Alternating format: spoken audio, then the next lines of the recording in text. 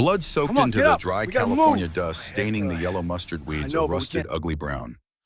Garrett Thorne, a feared enforcer for the Sonoma County Hells Angels, was drawing his final ragged breaths in a forgotten drainage ditch off Highway 1. 2 bullet wounds in his abdomen, a shattered left femur, and the crushing weight of a syndicate's betrayal pinned him to the scorched earth like a butterfly mounted to a collector's board. The July sun hammered the coast without mercy.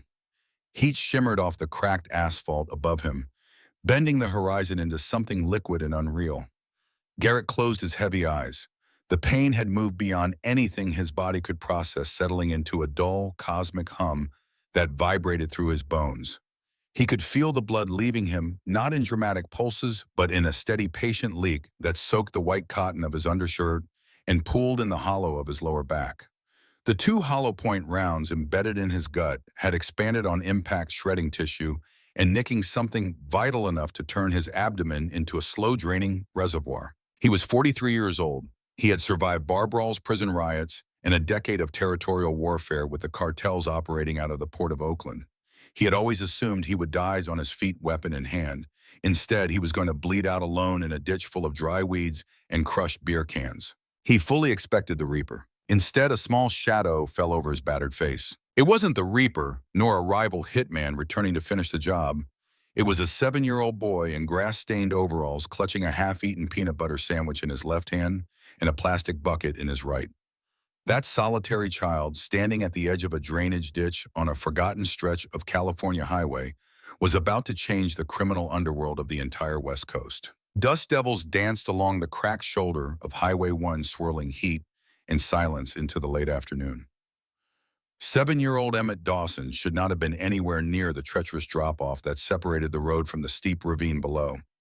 His mother, Lenora, was pulling a double shift at the Saltwater Grill in Bodega Bay and had left Emmett in the care of a teenage neighbor named Becca, who was currently unconscious on the living room couch with a reality show blaring at full volume. Left to his own devices, Emmett had wandered to the far edge of his family's sprawling, unkempt property. The modest single-story ranch dissolved at its borders into a wild tangle of blackberry bushes and coastal scrub that ran all the way down to the embankment overlooking the highway. Emmett loved that wild edge. He spent hours there on summer afternoons armed with his plastic bucket collecting smooth river stones, chunks of milky quartz, and whatever beetles were slow enough to catch.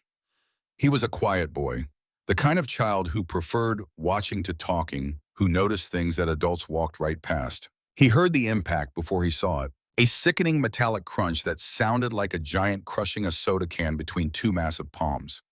Then came the high-pitched shriek of tearing rubber, the grinding scream of steel against concrete, and finally a heavy wet thud that shook the ground beneath his sneakers. Emmett dropped his bucket.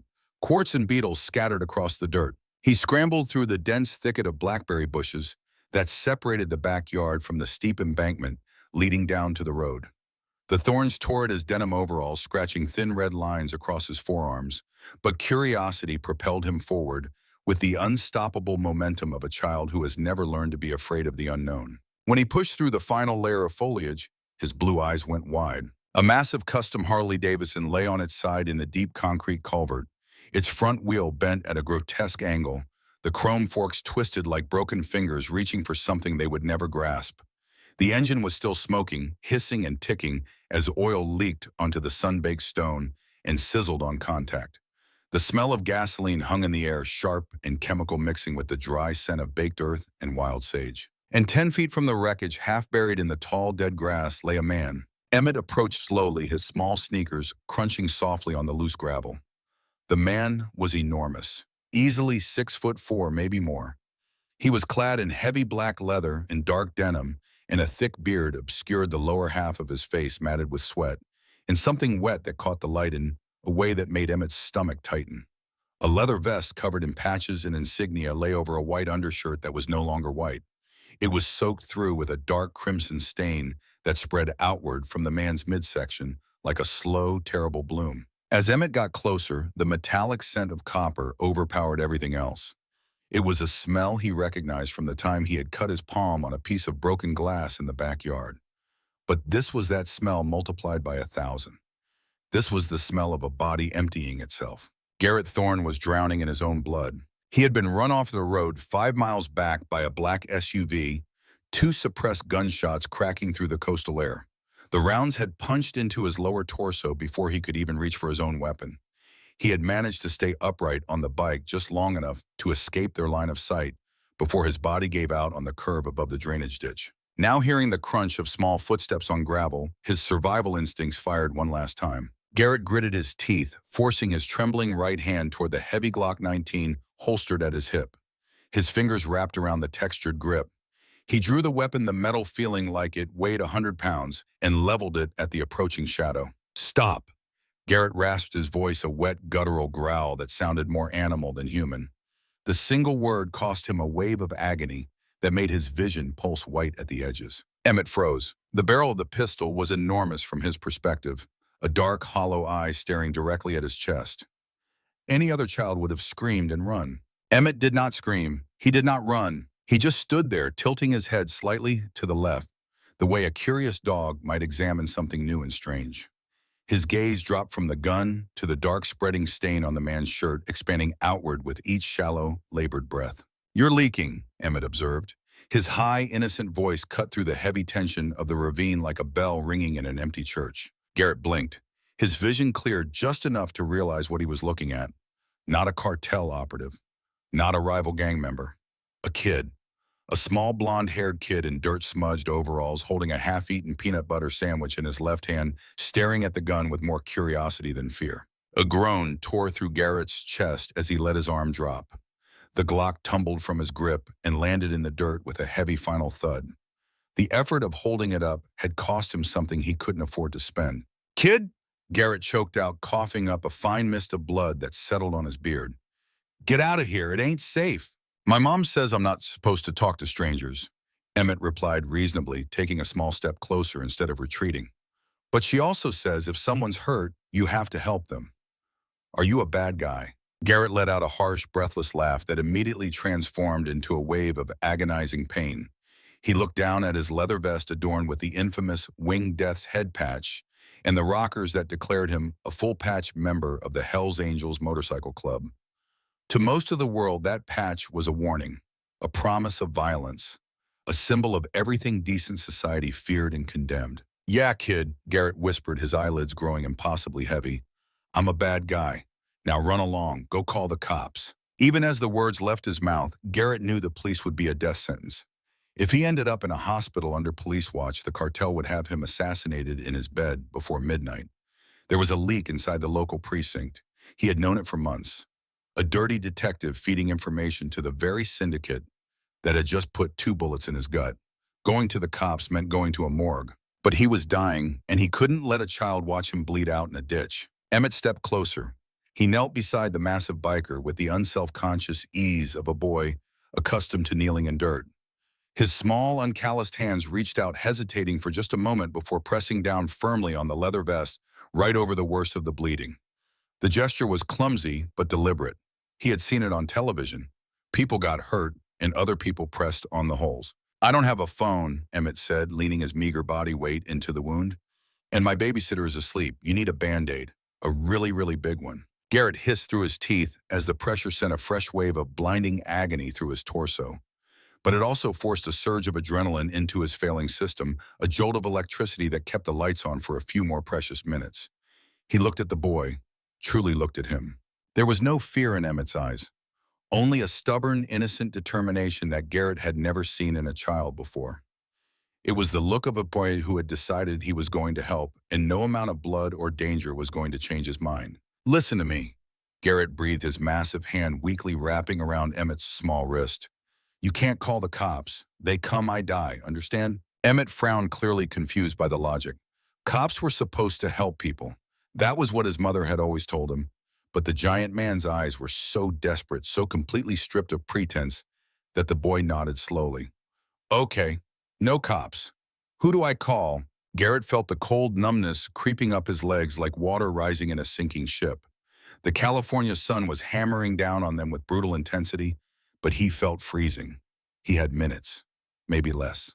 "Inside," Garrett gasped, struggling to find enough breath to form words. "Inside my cut. Left pocket." "Your what?" "My vest, the leather, inside pocket. Emmett leaned over the giant man, his small hands fumbling with the heavy sweat-soaked leather. The smell of blood, leather, stale cigarette smoke, and engine oil was overwhelming, a cocktail of scents that would have made most adults recoil. But Emmett focused on the task the way he focused on finding the best quartz in the creek bed, with patience and precision. He reached inside the dark interior pocket, and his fingers closed around a thick rectangular object. He pulled out a cheap, heavy-duty prepaid cell phone, the kind sold at gas stations and used by people who didn't want their calls traced. "Got it," Emmett said, holding it up. "Speed dial, number 1. Garrett instructed, his eyes slipping shut. He forced them open again through sheer, grinding willpower. "Tell him Anvil is down. Highway 1 past the old dairy farm. Tell him the code word." Garrett coughed. A violent spasm racked his massive frame, and fresh blood spilled from the corner of his mouth. Code word. Broken spoke. Emmett pressed the number 1 on the keypad and hit the green call button. He lifted the phone to his ear with his right hand, his left still pressing down stubbornly on Garrett's bleeding stomach. The phone rang twice before it was answered. There was no hello, just the sound of heavy breathing and loud rock music playing somewhere in the background. "Talk," a deep, gravelly voice demanded on the other end. The single word carried the weight of a man accustomed to receiving only urgent, consequential information through this particular phone line. It was Nolan Brennan, the chapter sergeant-at-arms, a man whose road name was Hammer and whose reputation for precise, calculated violence was legendary across the entire West Coast. "Hi," Emmett said politely. "I'm calling for Anvil. He's leaking." There was a dead, heavy silence on the line. The rock music in the background was suddenly muted with a sharp click. "Who the hell is this?" Nolan's voice dropped an octave, turning instantly menacing. "Where did you get this phone? Where is Garrett?" "He's in the ditch," Emmett explained, looking down at the pale, sweating face of the biker. "He fell off his motorcycle. He said to tell you he's down on Highway 1 past the dairy farm." Emmett paused, his brow furrowing as he concentrated on remembering the strange phrase exactly as the dying man had whispered it. And he said, "Broken spoke." The shift on the other end of the line was instantaneous. The sound of a chair scraping violently against a floor. The crash of something heavy being knocked aside. The sheer terror of hearing the emergency code word, the one phrase every member of the chapter prayed they would never have to use, delivered in the calm, high-pitched voice of a child, hit the hardened biker like a physical blow to the chest. "Kid, listen to me very carefully." Nolan's voice was stripped of its previous anger, replaced by a cold, urgent precision that sounded almost mechanical. "Is Garrett awake?" Emmett looked down. Garrett's eyes were closed. His breathing had become incredibly shallow, a faint, erratic flutter of his massive chest that barely disturbed the blood-soaked leather. "He's sleeping now, but he's bleeding a whole lot. I'm pressing on it like they do on TV, but it's not stopping." "Keep pressing, kid. Do not stop pressing," Nolan commanded. "We are coming. 5 minutes. Do not leave him. What's your name?" "Emmett." "All right, Emmett. You're a brave boy. Hold the line. I'm coming to get him." The call disconnected. Emmett set the phone down in the dirt beside Garrett's hip, placing both of his small hands back on the biker's stomach. He leaned his entire upper body forward, trying to apply as much weight as his 70-pound frame could generate. Beneath his palms, he could feel something warm and rhythmic, a faint pulsing that he didn't yet understand was the last stubborn beating of a dying man's heart. Garrett stirred. His eyes didn't open, but his right hand twitched, moving with agonizing slowness toward his own right pants pocket. He was slipping away, his consciousness dissolving like sugar in hot water, but his mind clung to one thing, the one thing that mattered more than his life, the reason the cartel had ambushed him, the reason he couldn't trust the police, the reason he had been riding alone on a stretch of highway where no angel should ever ride without backup. In his pocket was a heavy silver Zippo lighter. But it wasn't a lighter, or rather it was a lighter that also served as something infinitely more dangerous. The outer casing functioned normally. Strike the flint, get a flame. But the inner chimney was a custom machined hollow shell, and tucked inside the padding at the bottom, wrapped in a tiny square of clear plastic, was a black micro-SD card. That card was the reason Garrett Thorne was dying in a ditch. It contained the complete financial infrastructure of the Ashford Syndicate, a massive organized crime family operating out of the Port of Oakland, offshore bank account numbers, shipping manifests for illegal armaments, and most critically, a list of every corrupt judge, politician, and law enforcement officer on Julian Ashford's payroll, including the name badge number and payment history of a Sonoma County detective named Desmond Whitfield. Garrett had spent 8 months building that file, not for the police, not for the FBI, for the club. The Angels needed leverage so devastating that merely possessing it would make them untouchable. And now that leverage was in his right pocket, 6 inches from his dying hand, and the only person within reach was a 7-year-old boy with peanut butter on his fingers. With agonizing slowness, Garrett dragged the heavy silver lighter from his pocket. He opened his eyes one more time, and through the narrowing tunnel of his vision, he saw Emmett's face hovering above him. Small, round, smeared with dirt and someone else's blood. Blue eyes wide and focused. It was a terrible thing pulling a civilian child into this war. Garrett knew it. Every moral fiber he possessed, whatever threadbare remnants remained after 2 decades in an outlaw motorcycle club, screamed at him to throw the lighter into the brush and let it disappear. But if he did that, the cartel would sweep the area and find it within hours. If the cops found his body first, Whitfield would pocket it and hand it directly to Ashford. There was no other play. Emmett. Garrett's voice was barely audible, a dry whisper that the coastal wind almost carried away before it reached the boy's ears. Emmett leaned down, bringing his ear close to Garrett's cracked, blood-stained lips. "I'm still here, Mr. Anvil." Garrett slipped the silver Zippo into the deep front pocket of Emmett's denim overalls. His massive, blood-soaked hand patted the boy's pocket, once sealing the transfer with a gesture that felt almost paternal. "Keep it safe," Garrett breathed.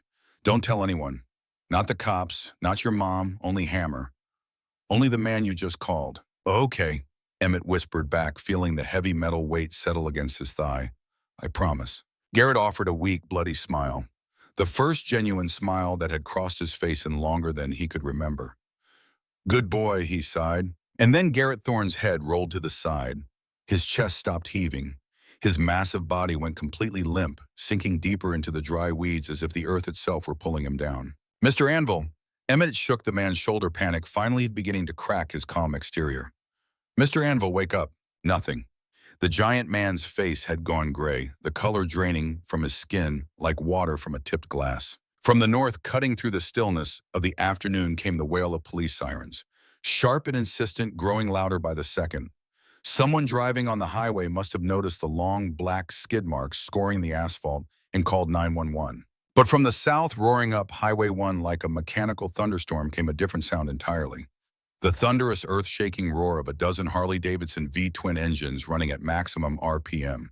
The sound was massive, primal, a wall of controlled fury that rattled the stones in the culvert and sent birds exploding from the treetops in every direction. Emmett stood up slowly in the ditch. His small hands were stained entirely crimson, the peanut butter sandwich long forgotten in the dirt.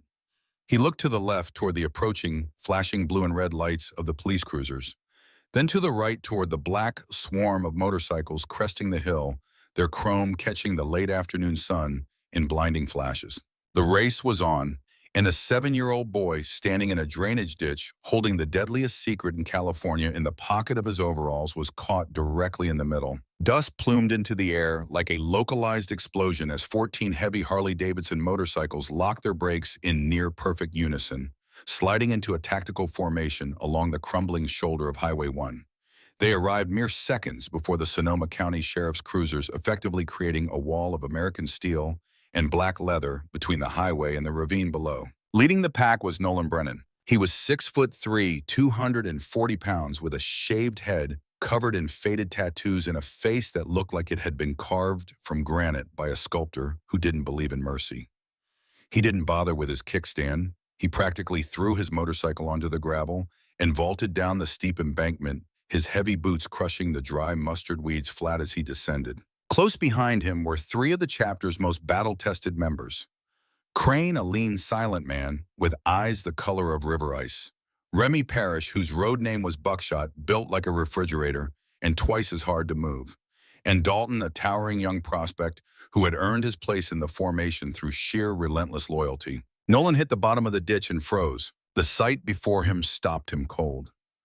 Garrett Thorne lay motionless in the bloody dirt, and kneeling beside his massive body, both small hands still pressed against the soaked leather vest, was a boy in overalls, his arms red to the elbows, looking up at the approaching bikers with an expression that contained no fear at all. "Emmett," Nolan's voice was uncharacteristically gentle. a tone that none of the men behind him had ever heard him use, and one that they would remember long after the events of this day faded into legend. The boy looked up, his gaze wide but shockingly clear.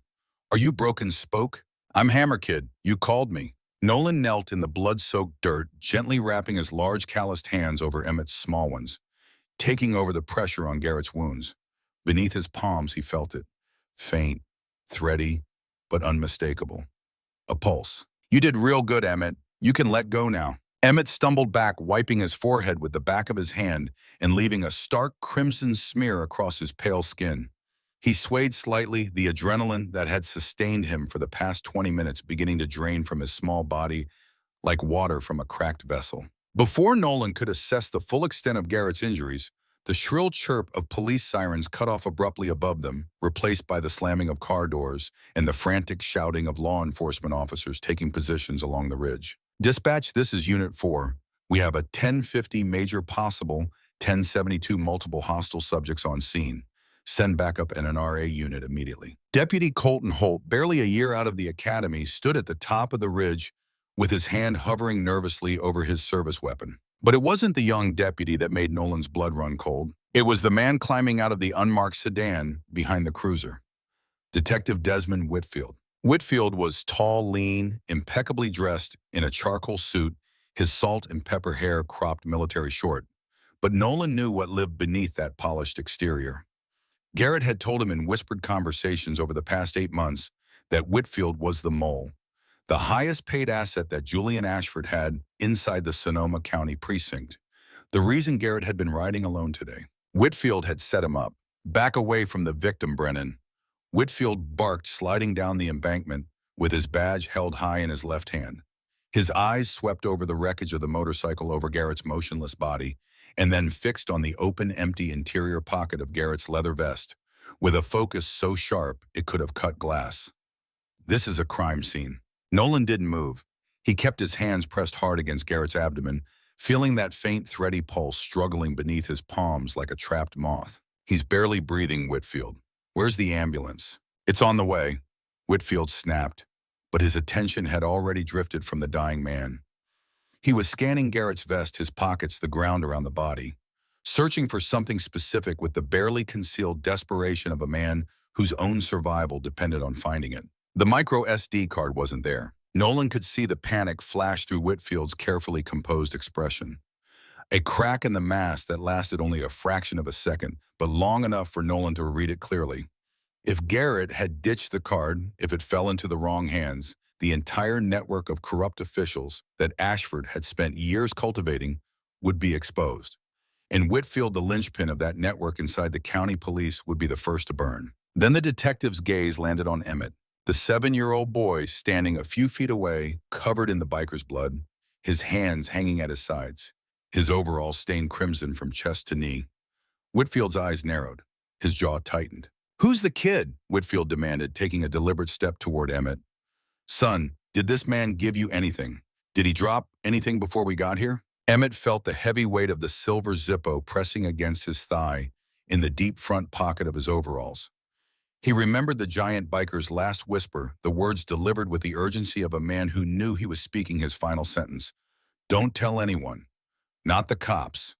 Only Hammer." "He gave me a scare," Emmett said, his voice trembling just enough to sound exactly like the terrified child Whitfield expected to see. "He fell down and started leaking.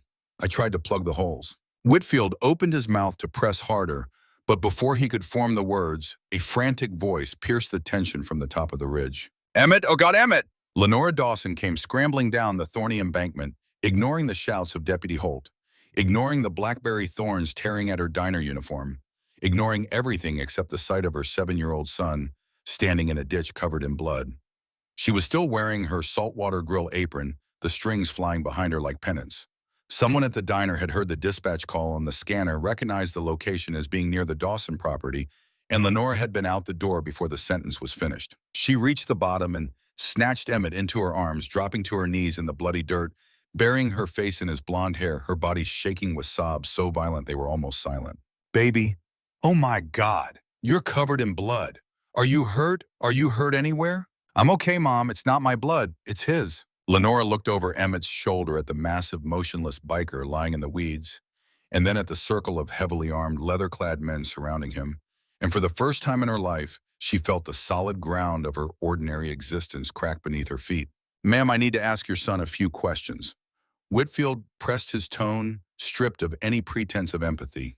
He stepped forward, his hand resting on his hip, inches from his holstered weapon. And Lenora noticed. It was a small thing, the kind of detail most people in a state of panic would never register. But Lenora Dawson was not most people. Before she was a waitress, she had been Lenora Hargrove, summa cum laude, from UC Davis, 4 years as a forensic accountant at a San Francisco law firm on track to make partner, before her husband was killed by a drunk driver on the Richmond Bridge.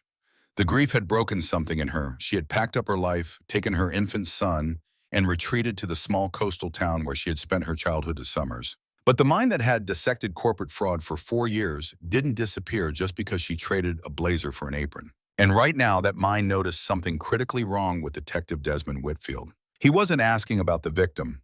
He wasn't securing the crash scene. He wasn't calling for forensic support or establishing a perimeter. He was asking a 7-year-old child whether the dying man had given him something. His body language wasn't that of a detective investigating a crime. It was that of a man searching for a lost object. There was a difference, and Lenora saw it as clearly as she once saw discrepancies in a balance sheet. She filed the observation away in the locked cabinet of her mind. She didn't know what it meant yet, but she knew it meant something. Nolan stood up from Garrett's side, his broad shoulders deliberately blocking Whitfield's path to the mother and child.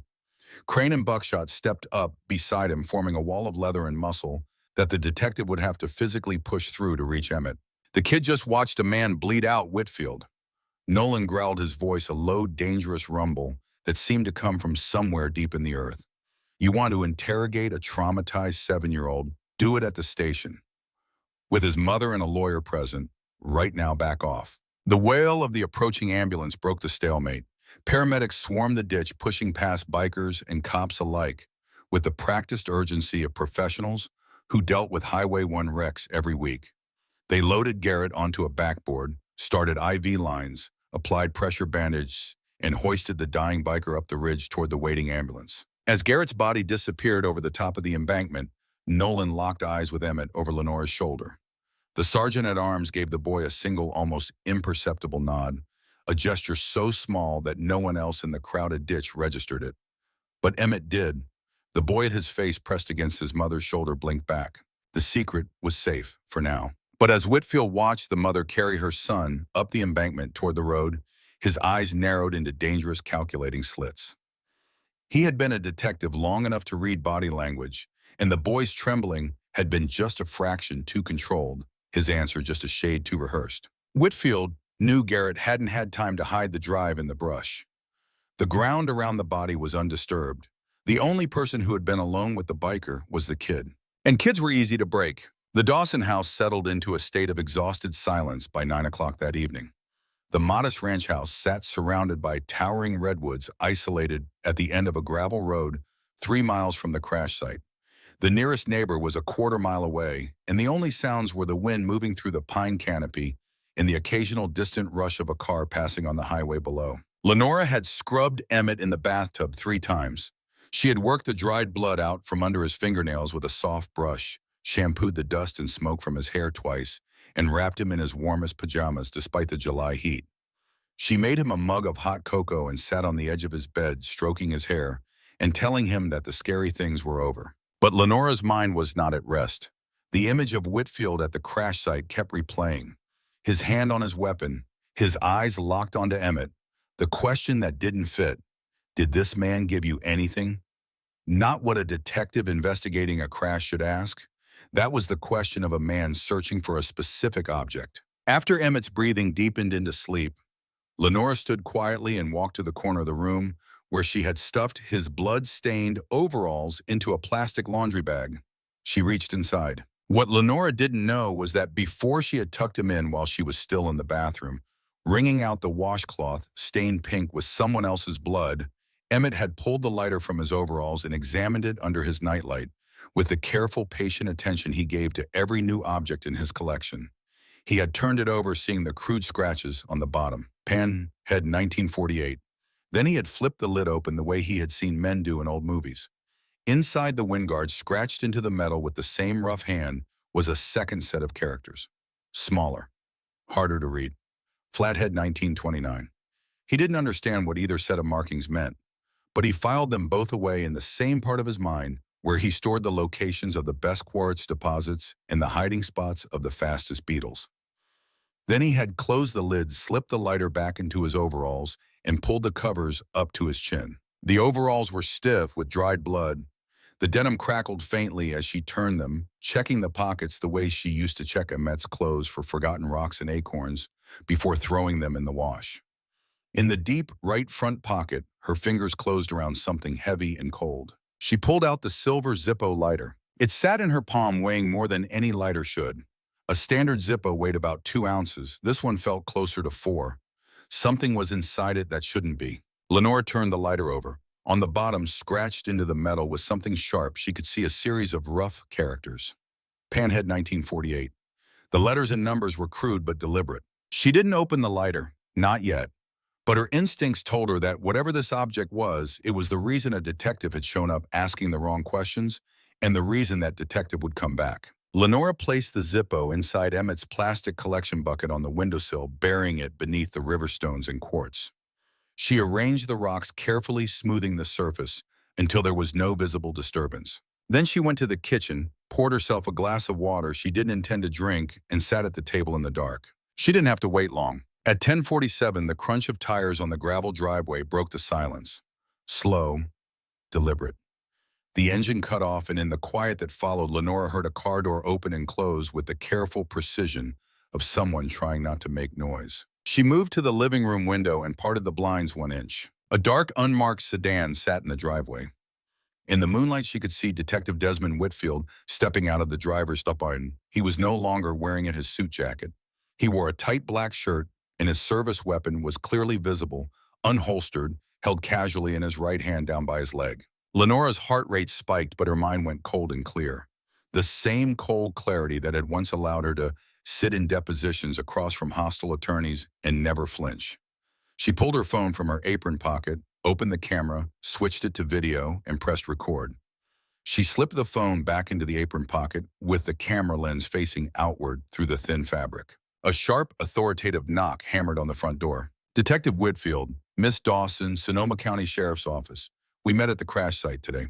Detective, it's late. Emmet is asleep. Can this wait until morning? I'm afraid not, ma'am.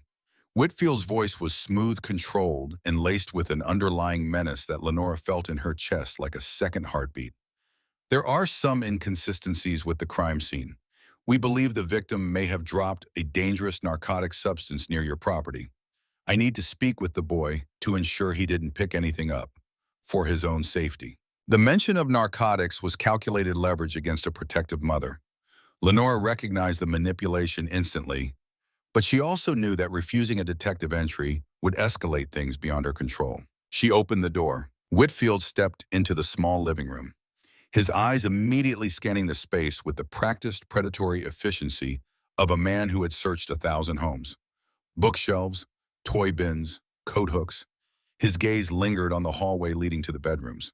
Where is he? I'll go get him, Lenora said, but she didn't move toward the hallway. She stood between the detective and the corridor, her body positioned in a way that felt casual but was entirely deliberate. Detective, what exactly are we talking about here? What kind of substance? Fentanyl, Whitfield lied smoothly. The biker was a known trafficker. If your son picked up a baggie, even a trace amount on his skin could be lethal. The lie was expert. Most mothers would have crumbled running to check their child while the detective searched the house unrestricted. Lenora didn't crumble. I cleaned him thoroughly, she said, her voice steady.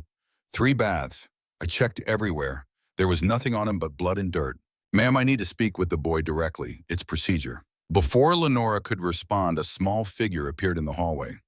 Emmet stood in his pajamas, blinking against the living room light, his blonde hair still damp from the bath.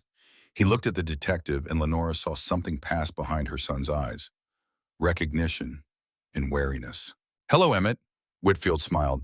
It was a terrible expression, a mechanical arrangement of facial muscles that produced the shape of warmth without any of its substance. He lowered himself to one knee, bringing himself to the boy's eye level. I need you to be very honest with me. That biker today, he had a silver lighter.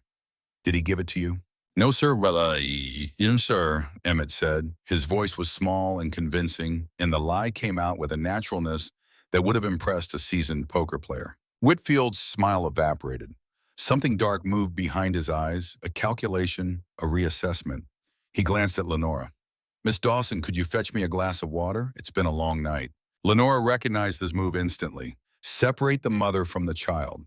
The oldest interrogation technique in the book. Of course, she said and turned toward the kitchen. But she did not go to the kitchen. She stopped just inside the hallway out of Whitfield's line of sight and pressed her back against the wall. Through the gap between the wall and the door frame, she had a clear view of the living room. Her phone was still recording in her apron pocket, the red indicator light hidden by the fabric. The moment Whitfield thought she was out of earshot, the mask dropped completely. He grabbed Emmett by the collar of his pajama shirt, pulling the boy close. Emmett gasped, his small hands grabbing at the detective's thick wrist. Listen to me, you little brat! Whitfield hissed, his breath hot against the boy's face. I know he gave it to you. If you don't hand it over right now, I'm going to arrest your mother. I'm going to put her in jail forever, and you're going to an orphanage. Where is it? Emmett's heart slammed against his ribs. Tears welled in his eyes. The threat against his mother hit him in the place where he was most vulnerable, the deepest, most primal fear a 7-year-old could feel. He opened his mouth, ready to surrender, ready to tell the detective about the rock bucket on the windowsill. Lenora stepped out of the hallway. Her voice was low, controlled, and absolutely lethal. Take your hands off my son. Whitfield's head snapped toward her. He released Emmett instantly, straightening up his expression, cycling through surprise, calculation, and forced composure in the span of a single heartbeat. Miss Dawson, I watched every second.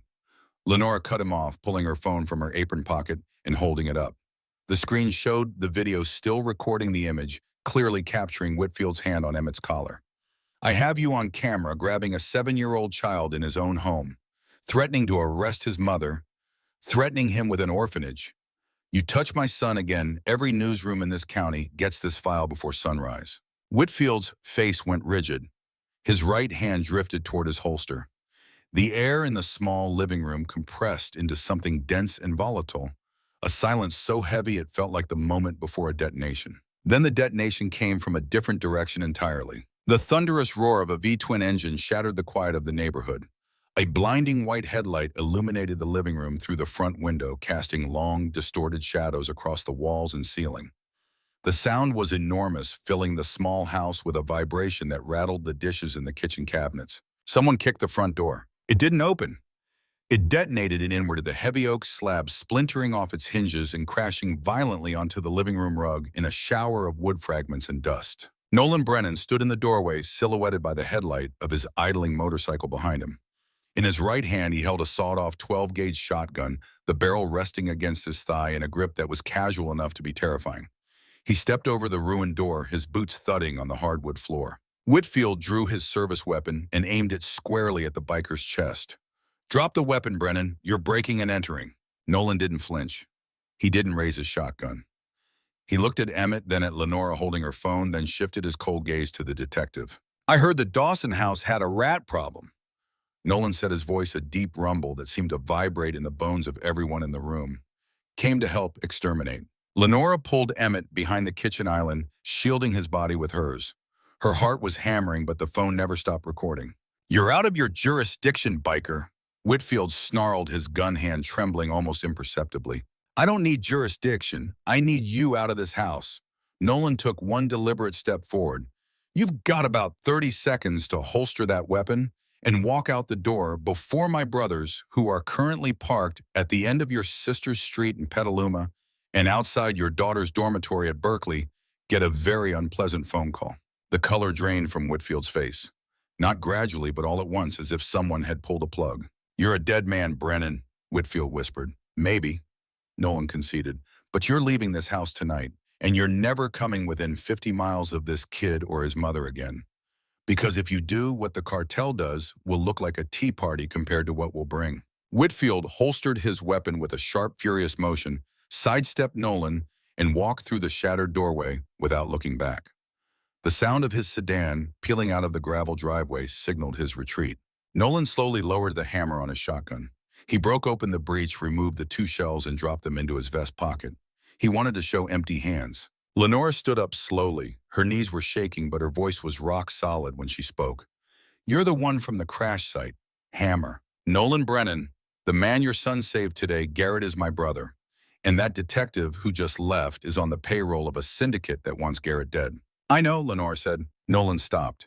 He had been prepared for tears, for hysteria. He was not prepared for, "I know." "You know, I know something is wrong with that detective." Lenora pulled a chair from the kitchen table and sat down. At the crash site, he didn't ask a single question about the victim. He spent the entire time asking my son if the victim had given him something. That's not how an investigator behaves. That's how someone behaves when they're looking for a specific object. Nolan stared at her. "Who are you?" Nolan asked, and it wasn't rhetorical. "I'm a waitress," Lenora said. "I used to be something else. It doesn't matter right now. What matters is that my son has something that man wants badly enough to threaten a child for. And if Whitfield wants it that badly, then whoever he works for wants it even more." Nolan exhaled slowly. "You're right." Lenora looked toward Emmett's bedroom, then back at Nolan. "Emmett," she called softly. The boy appeared from behind the kitchen island, where he had been crouched silently throughout the entire confrontation. He looked at his mother, then at the massive biker. "Bring me the thing from your rock bucket, baby." Emmett walked to his room and returned carrying the heavy silver Zippo. He placed it in his mother's open palm. Lenora held it up, turning it in the light. "It's too heavy to be just a lighter," she said. She looked at Nolan. "What's inside?" Nolan's eyes locked onto the Zippo. His heart was hammering, but his voice stayed level. "A micro SD card. It contains the financial records of the Ashford syndicate, bank accounts, shipping manifests, and a list of every corrupt cop, judge, and politician they own, including Whitfield." Lenora was quiet for a long moment. She turned the lighter over in her hands, studying the crude characters scratched into the bottom. Panhead 1948. She didn't know what it meant yet, but she filed it away. "You want to take this and run," Lenora said. It wasn't a question. "I want to get you and the boy out of state tonight," Nolan said. "New identities. Safe house. Until this blows over." "It won't blow over." Lenora's voice was flat, final. "Whitfield failed tonight. He'll call his boss. By morning, it won't be a dirty cop at my door. It'll be professionals. And if we run forever. I know how these organizations work. I've seen their books. Not these books." She gestured at the Zippo, "but books like them. Offshore accounts, shell corporations, layered transactions designed to make dirty money invisible. They don't stop looking. They can't afford to." Nolan's jaw tightened. "So what are you suggesting?" Lenora set the Zippo on the kitchen table between them. The silver glinted under the overhead light. "I'm suggesting we don't run. We decrypt this card, we find out exactly what's on it, and we use it. Not as a weapon, as a shield. If the information on this card is as comprehensive as you say, then possessing it gives us leverage. Destroying us means releasing it. It becomes a dead man's switch, mutually assured destruction." Nolan looked at her for a long time. Behind him, through the shattered door frame, the rumble of idling motorcycles vibrated through the summer night.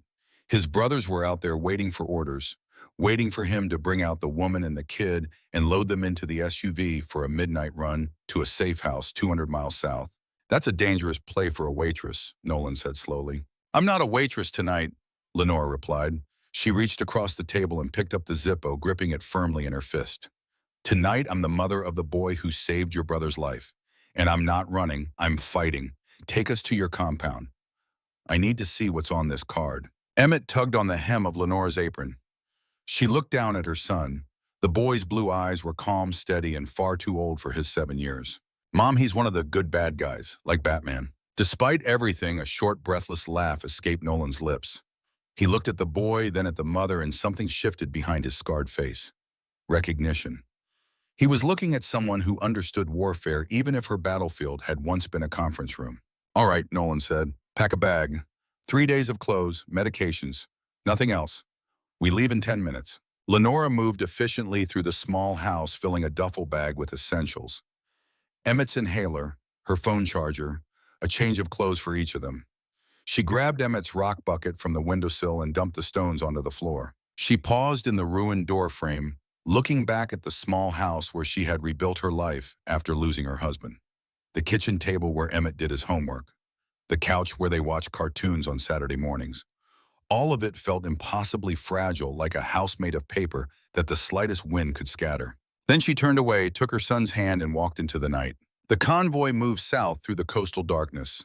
14 motorcycles in tight formation, their engines a continuous rolling thunder that echoed off the redwood canyons. Lenora sat in the back of the blacked-out SUV with Emmett strapped in beside her, his head resting against her arm. She held the Zippo lighter in her closed fist, her thumb tracing the crude scratches on its base. Panhead 1948. She turned the characters over in her mind the way she used to turn numbers looking for patterns. She didn't find them yet, but she would. Somewhere to the south, in a glass-walled penthouse overlooking the San Francisco Bay, Julian Ashford was about to learn that a 7-year-old boy had slipped his digital noose around the most powerful criminal organization in California, and that the boy's mother had just decided to pull it tight. The defunct Ridgeline lumber mill sat at the end of a winding one-lane dirt road deep in the Santa Cruz Mountains, surrounded by towering redwoods so dense that even the California sun struggled to reach the forest floor. The property had been purchased by the club a decade ago through a shell corporation registered in Nevada, and over the years it had been quietly transformed from an abandoned industrial site into something approaching a fortress. The heavy iron gates swung open as the convoy approached, and the blacked-out SUV rolled into a compound buzzing with urgent activity. Halogen floodlights cut harsh white cones through the darkness, illuminating dozens of men moving with purpose across the muddy yard. Weapons were being distributed from a locked shipping container. Coils of razor wire were being unrolled along the perimeter fence. Tripwires were being strung between the pine trees that lined the northern approach.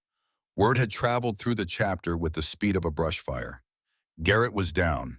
The club had the ledger, and war was coming. Lenora stepped out of the SUV, gripping Emmett's hand tightly. The boy pressed against her hip, his pale gaze absorbing the scene with that same quiet cataloging intensity that made him seem decades older than his 7 years. The sight of heavily armed, tattooed men illuminated by industrial floodlights did nothing to ease Lenora's anxiety. But she had made her decision at the kitchen table in Bodega Bay, and she was not the kind of woman who reversed course once her mind was set. Nolan appeared beside them, his towering silhouette casting a shadow that swallowed them both. Main cabin, secure room in the back, cinder block walls, steel door, no windows. You sleep there. Nobody comes in except me or Crane. Inside the cabin was surprisingly domestic. Worn leather couches, a large open kitchen, a wood-burning stove pumping dry heat into the main room despite the July night.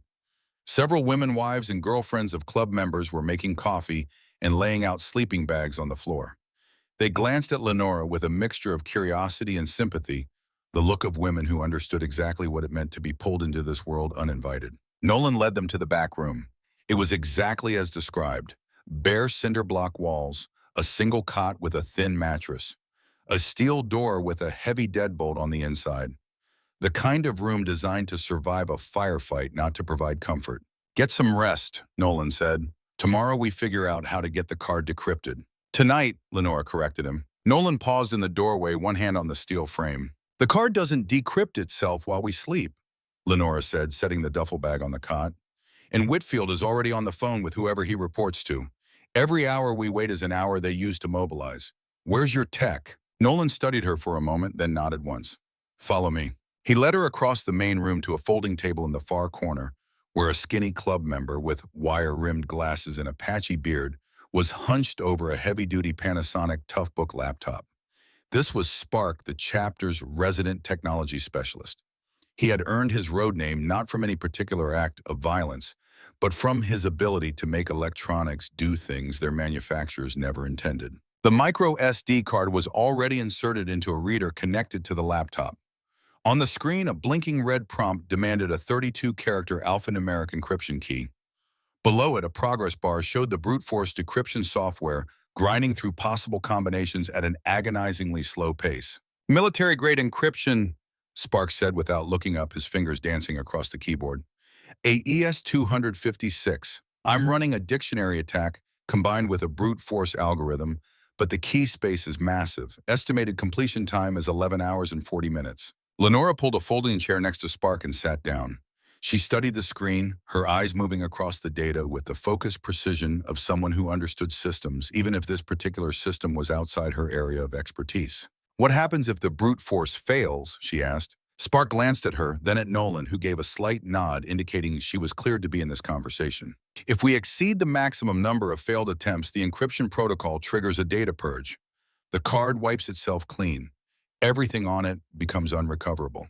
How many attempts before it wipes? No way to know. Could be 100, could be 10. The protocol is hidden inside the encryption layer itself. We won't know until we hit it. Lenora was quiet for a long moment. Then she reached over and placed her hand on Spark's wrist, stopping his typing. "Stop the brute force," she said. Spark looked at her as if she had suggested setting the laptop on fire. "Excuse me. If there's a wipe trigger and we don't know the threshold, every failed attempt is a bullet in a revolver we're spinning against our own head. Stop the automated attack. We find the password another way."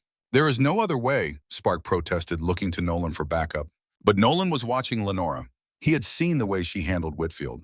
He had heard her dismantle his evacuation plan with the cool precision of a surgeon explaining why a proposed incision was in the wrong place. His instinct, honed over 30 years of reading people in high-stakes situations, told him to let her run. "Do what she says," Nolan ordered. Spark's fingers froze over the keyboard. He stared at Nolan for a long 3 seconds, then killed the brute force program. The progress bar disappeared. The red prompt blinked in the silence like a patient waiting eye. "The password is on the lighter," Lenora said, pulling the silver Zippo from her jacket pocket and setting it on the table beside the laptop. Panhead-1948 scratched into the base. Spark reached for the keyboard, but Lenora stopped him again. "Not yet. First, I want a backup protocol in place. If we enter the correct password and the data unlocks, I want it immediately copied to at least 3 separate locations. And I want an automated email system configured. 5 addresses: FBI San Francisco Field Office, DEA Regional Headquarters, and 3 major news outlets. The system sends the complete unredacted data package if a kill switch is triggered. Manual deactivation only requiring a code that only I know." Spark looked at Nolan again. "Nipanhen." The sergeant-at-arms was leaning against the wall, his massive arms crossed over his chest. His expression was unreadable, but there was something in his eyes that hadn't been there before. Something that looked almost like admiration. "You heard the lady," Nolan said. Spark worked fast. Within 20 minutes, he had configured an encrypted cloud backup system that would mirror the card's contents the instant they were unlocked. He routed the automated email through a series of proxy servers, scheduling the data dump to trigger if the system went 48 hours without receiving a manual all-clear ping from a secure authentication token. He handed the token a small USB device on a lanyard to Lenora. "You ping this every 24 hours, Spark explained.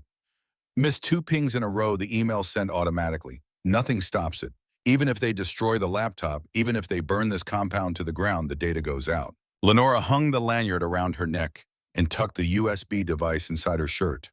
The cold metal settled against her sternum like a second heartbeat. "Now," she said, turning back to the laptop, "try the password." Spark typed Panhead-1948 into the encryption prompt, his bloody knuckles hovering over the enter key. The cabin had gone quiet around them. Bikers who had been cleaning weapons and reinforcing windows had stopped what they were doing, drawn by the low hum of tension radiating from the corner table. Even Emmett, who should have been asleep in the back room, was standing in the hallway watching from the shadows with those watchful eyes that missed nothing. Spark pressed enter. The screen went black. For 2 agonizing seconds, nothing happened. The cursor blinked once, twice. The silence in the cabin was so complete that Lenora could hear the ticking of the laptop's cooling fan. Then a massive green progress bar shot across the screen. A cascade of folders appeared, each one labeled with clinical precision. Accounts underscore offshore. Shipping underscore manifest underscore 2023. Shipping underscore manifest underscore 2024. Leo underscore payroll. Judicial underscore payroll. Distribution underscore nodes. Real underscore estate underscore holdings. And at the top of the directory, a folder labeled contacts underscore compromised, containing what appeared to be hundreds of individual files, each one named with a badge number or a government employee ID. Spark let out a low, reverent whistle. Holy Mother of God. Lenora didn't whistle. She leaned forward, her forensic accountant's mind shifting into a gear she hadn't used in years, but that felt as natural as breathing. She clicked open the accounts underscore offshore folder. Inside were spreadsheets with meticulous transaction records. dates, amounts, routing numbers. Account holders listed under corporate aliases that she recognized immediately as shell company naming conventions. Bermuda, Cayman Islands, Liechtenstein. The money moved in circles, layered through legitimate businesses, real estate purchases, and investment vehicles, exactly the kind of architecture she had spent 4 years unraveling in her previous life. This isn't just a ledger, Lenora said quietly, scrolling through the files with increasing intensity. This is the complete financial anatomy of a criminal empire. Whoever built this file knew exactly what they were documenting. Every transaction has a source, a pathway, and a destination. Every corrupt payment is cross-referenced with a date of service. This is prosecutable evidence, federal level. She clicked open the Leo_payroll folder. Inside was a spreadsheet listing dozens of law enforcement officers arranged by jurisdiction. Each entry included a name, a badge number, a rank, a monthly payment amount, and a detailed history of services rendered. Drug busts redirected, evidence tampered with, witnesses intimidated. And they're highlighted in the spreadsheet with a color code indicating he was the highest paid asset in the entire network was Detective Desmond Whitfield, Sonoma County Sheriff's Office. Monthly retainer $12,000. Services rendered included tipping off Ashford's organization about undercover operations, destroying evidence in 3 ongoing investigations, and most recently providing the location and route of a Hells Angels enforcer named Garrett Thorne so that a cartel hit team could intercept him on Highway 1. Lenora sat back in her chair, the weight of what she was looking at pressed down on her chest like a physical force. This wasn't just leverage. This was a weapon of mass destruction aimed at the entire criminal justice infrastructure of Northern California. We need to be very careful with this, Lenora said, her voice steady despite the magnitude of what she had just uncovered. This data doesn't just threaten Ashford. It threatens every dirty cop, every compromised judge, every politician who took a payment. If we release it carelessly, these people will burn everything and everyone to cover their tracks, including us. She turned to Nolan. The dead man's switch is our shield, but we need to let Ashford know we have it, and we need to let him know that it's already out of his reach. As long as he believes destroying us will trigger the release, he can't move against us. And if he calls the bluff, Nolan asked. It's not a bluff, Lenora replied. That's the point. 60 miles north in a sprawling glass-walled penthouse, overlooking the San Francisco Bay, Julian Ashford was not a man accustomed to being afraid. He had built his empire over 2 decades with the clinical precision of an architect and the ruthlessness of a surgeon. He wore bespoke Italian suits, collected rare violins, and had once ordered the elimination of a business partner over a glass of 18-year-old scotch without raising his pulse above 60. But tonight, standing at his floor-to-ceiling window, watching the fog roll in from the Pacific, his hands trembled slightly around his crystal glass. 15 years ago, Ashford had been a legitimate businessman. Import-export, shipping logistics, profitable, respectable, boring. Then his son, his only child, a 19-year-old pre-med student at Stanford, had been killed in a drive-by shooting on a street corner in East Oakland. Wrong place, wrong time. The shooters were never caught. The police investigation stalled within weeks, buried under a mountain of bureaucratic indifference and jurisdictional finger-pointing. The grief had not broken Julian Ashford. It had transformed him. In the months following his son's death, he had used his shipping infrastructures to forge connections with suppliers in South America and Southeast Asia. Within 3 years, he controlled the largest illicit distribution network on the West Coast. Within 5, he had assembled a payroll of corrupt officials that gave him effective immunity from prosecution. He told himself it was about control, about never being powerless again, about building a machine so efficient that no one, not the gangs, not the cartels, not the indifferent police, could ever take something from him without consequence. Now that machine was under threat from the most unlikely source imaginable, a 7-year-old boy and a waitress from Bodega Bay. His encrypted phone buzzed. He answered without greeting. Mr. Ashford. Detective Whitfield's voice was strained, the arrogance stripped away, replaced by naked desperation. The bikers have the boy and his mother. They're at a fortified compound in the Santa Cruz Mountains. I believe they have the drive. You believe? Ashford repeated the word as if it were something distasteful he had found on the bottom of his shoe. Brennan kicked in the woman's door. He had a shotgun. There was nothing I could do without compromising my position. Your position is already compromised, Desmond. Ashford's voice was barely above a whisper, which was always more dangerous than when he shouted. A child outsmarted you. A waitress recorded you assaulting a minor in his own home. And now the complete financial infrastructure of my organization is in the hands of a motorcycle club. The line went silent except for the faint sound of Whitfield breathing. Ashford pressed a button on his desk console. The heavy oak doors of his office opened, and Conrad Mercer walked in. Mercer, known in certain circles as Spectre, moved with the economical precision of a man who had spent 15 years in private military contracting before discovering that the private sector paid significantly better for the same skill set. He was dressed in tactical black, his face expressionless, his gray eyes absorbing the room the way a camera absorbs light, recording everything, reacting to nothing. Conrad, the Angels have the drive. They're holding a civilian woman and a 7-year-old child at a compound in the Santa Cruz Mountains, former lumber mill end of a dead-end road.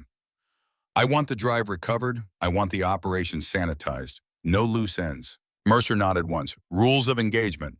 There are none. Mercer turned and walked out without another word. Within 15 minutes, he had assembled a 6-man team from a rotating roster of former military operators who lived in the Bay Area and supplemented their incomes with work that never appeared on a tax return. They loaded into 2 matte black tactical vehicles and headed south on Highway 17, cutting their headlights as they entered the winding mountain roads. Back at the compound, Lenore had been working for 3 hours straight. She had mapped the financial structure of Ashford's organization across 4 handwritten pages torn from a spiral notebook she'd found in the kitchen. Shell companies connected to holding companies, connected to offshore accounts, connected to real estate holdings, connected to legitimate businesses. The web was vast but not impenetrable. She could see the seams, the places where the architecture relied on specific individuals to function. Remove the right person, and entire sections of the network would collapse under their own weight. She had identified Whitfield as the most critical node in the law enforcement payroll. Not because he was the most senior, there were 2 federal agents and a state judge who ranked higher, but because he served as the conduit. All payments to local officers flowed through accounts he managed. All communication between Ashford's organization and the compromised badges went through encrypted channels that Whitfield administered. He was the junction box. Pull him out, and the entire local network went dark. Lenora circled Whitfield's name on her notebook page 3 times, then drew a line connecting it to a separate list she had started. A list she hadn't shown Nolan yet. A list of clean law enforcement contacts extracted from the ledger itself. Because the ledger didn't just show who was dirty. By omission, it also showed who was clean. Officers whose names were absent from the payroll. Departments that had no compromised members. Lenora had identified a California State Police captain whose division had been repeatedly flagged in Ashford's internal communications as a threat, a man whose investigations had come uncomfortably close to the syndicate's operations 3 times in the past 2 years. Each time Whitfield had intervened to redirect the investigation. That captain was their way out. Not today, but soon. Lenora set her notebook aside and checked on Emmett. The boy had finally fallen asleep on the cot in the back room, curled on his side with his sneakers still on. She pulled a wool blanket over him, brushed his blonde hair from his forehead, and stood in the doorway for a long moment, watching his chest rise and fall. She had dragged her son into the center of a war between criminal organizations. The guilt of that sat in her stomach like a stone. But the alternative, running and hiding and spending the rest of their lives looking over their shoulders, was not a life she was willing to give him. Better to fight once decisively than to run forever. She closed the steel door and turned back to the main cabin. "How's the perimeter?" she asked Nolan, who was loading magazines at the kitchen table. "Razor wire on the fence line. Trip wires in the trees on the north and east approaches. 4 men on watch rotation, 2-hour shifts. Floodlights covering the yard. The south approach." Nolan looked up. "Steep ravine. Nearly impossible to climb in the dark." "Nearly," Lenore repeated. "If I were attacking this position, I'd come from the south. The ravine is the only approach you haven't fortified because you assume the terrain will do the work for you. Add lights on the south fence and move the trip wires closer to the compound. Your current line is too far out. If someone breaches it, you'll hear the alarm, but they'll already be at the fence before your men can respond." Nolan set down the magazine he was loading. He looked at her the way a man looks at a map he's been reading upside down, suddenly realizing the terrain makes a lot more sense when you rotate it. "Where did a forensic accountant learn tactical perimeter assessment?" "My husband was a Marine," Lenora said. Saw him 2 tours. He talked about it more than he probably should have. I listened more than he probably realized. Nolan didn't reply. He picked up his radio and relayed her recommendations to the men on the perimeter. Within 30 minutes, additional floodlights had been repositioned to cover the southern approach, and the tripwire line had been pulled back to 50 yards from the compound fence. At 2:45 in the morning, Lenore allowed herself a cup of coffee. She sat at the folding table near Spark's laptop, reviewing the backup systems one more time, confirming that the dead man's switch was functioning correctly. The USB token hung against her chest. The data was mirrored to 3 separate cloud servers. The automated emails were loaded and ready, requiring only the absence of her 24-hour authentication ping to trigger. She was ready. The compound was not. Fog rolled off the Pacific Ocean and bled into the towering redwoods, swallowing the Santa Cruz Mountains in a thick, suffocating gray blanket. It was 3 o'clock in the morning, in the hour when the human body's circadian rhythm drags hardest towards sleep. The fog was a gift to Conrad Mercer. It turned the floodlights into diffused, useless glows that illuminated nothing beyond 15 feet. It muffled sound. It erased depth perception. Mercer's team of 6 approached from the south. They had spent an hour climbing the steep ravine in near total silence, using carbon fiber climbing tools that made no metallic noise against the rocky face. They wore matte black tactical gear and night vision goggles that turned the foggy forest into a green-tinted landscape of sharp edges and ghostly trees. Their suppressed Heckler & Koch MP5 submachine guns were held at low-ready barrels, tracking smoothly through the mist as they crested the top of the ravine. The relocated floodlights caught them by surprise. A bank of halogens snapped on as they breached the newly repositioned tripwire, flooding the southern fence line with blinding white light. 2 seconds of advantage. That was what Lenora's suggestion had bought. Dalton, the towering young prospect stationed near the old sawdust silos, saw the shadows moving against the light before his mind fully registered what they were. He had been fighting the weight of exhaustion for the past hour.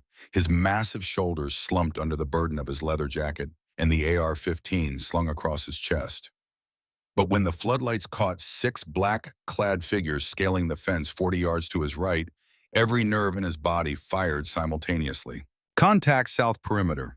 We've got company." Dalton didn't bother aiming. He pointed his AR-15 at the fence line and held the trigger down. The deafening, unsuppressed roar of the 5.56mm rifle echoed off the mountainside, shattering the silence with a violence that turned the compound from a sleeping camp into a war zone in the span of a single heartbeat. The compound erupted. Every light in the main cabin came on. Men scrambled from sleeping bags and couches, grabbing weapons from racks and running barefoot through the muddy yard. The sharp, disciplined pops of the mercenaries' suppressed weapons answered Dalton's barrage from the tree line, rounds snapping through the fog and punching into the corrugated metal walls of the silos with flat metallic clangs. Inside the main cabin, Nolan kicked his chair away from the kitchen table and racked the slide on his customized Colt 1911. The heavy metallic clack was lost under the sudden thunder of gunfire from outside. "Crane buckshot on the windows," Nolan roared. "Nobody breaches this cabin. Spark, keep that laptop running. Protect it with your life." Nolan sprinted to the reinforced back room and hammered his fist against the steel door. "Lenora, get on the floor and cover the boy. Do not open this door until you hear the word anvil." Inside the windowless room, Lenora was already on the floor, her body draped over Emmett like a human shield. The walls shook with the concussive force of weapons firing just outside. The smell of cordite began to seep under the doorframe, acrid and chemical. Emmett was awake, his eyes wide, his small body rigid beneath his mother's weight. But he did not cry. "Mom," he whispered. "Stay down, baby. Stay flat." Outside, the firefight was becoming a bloodbath.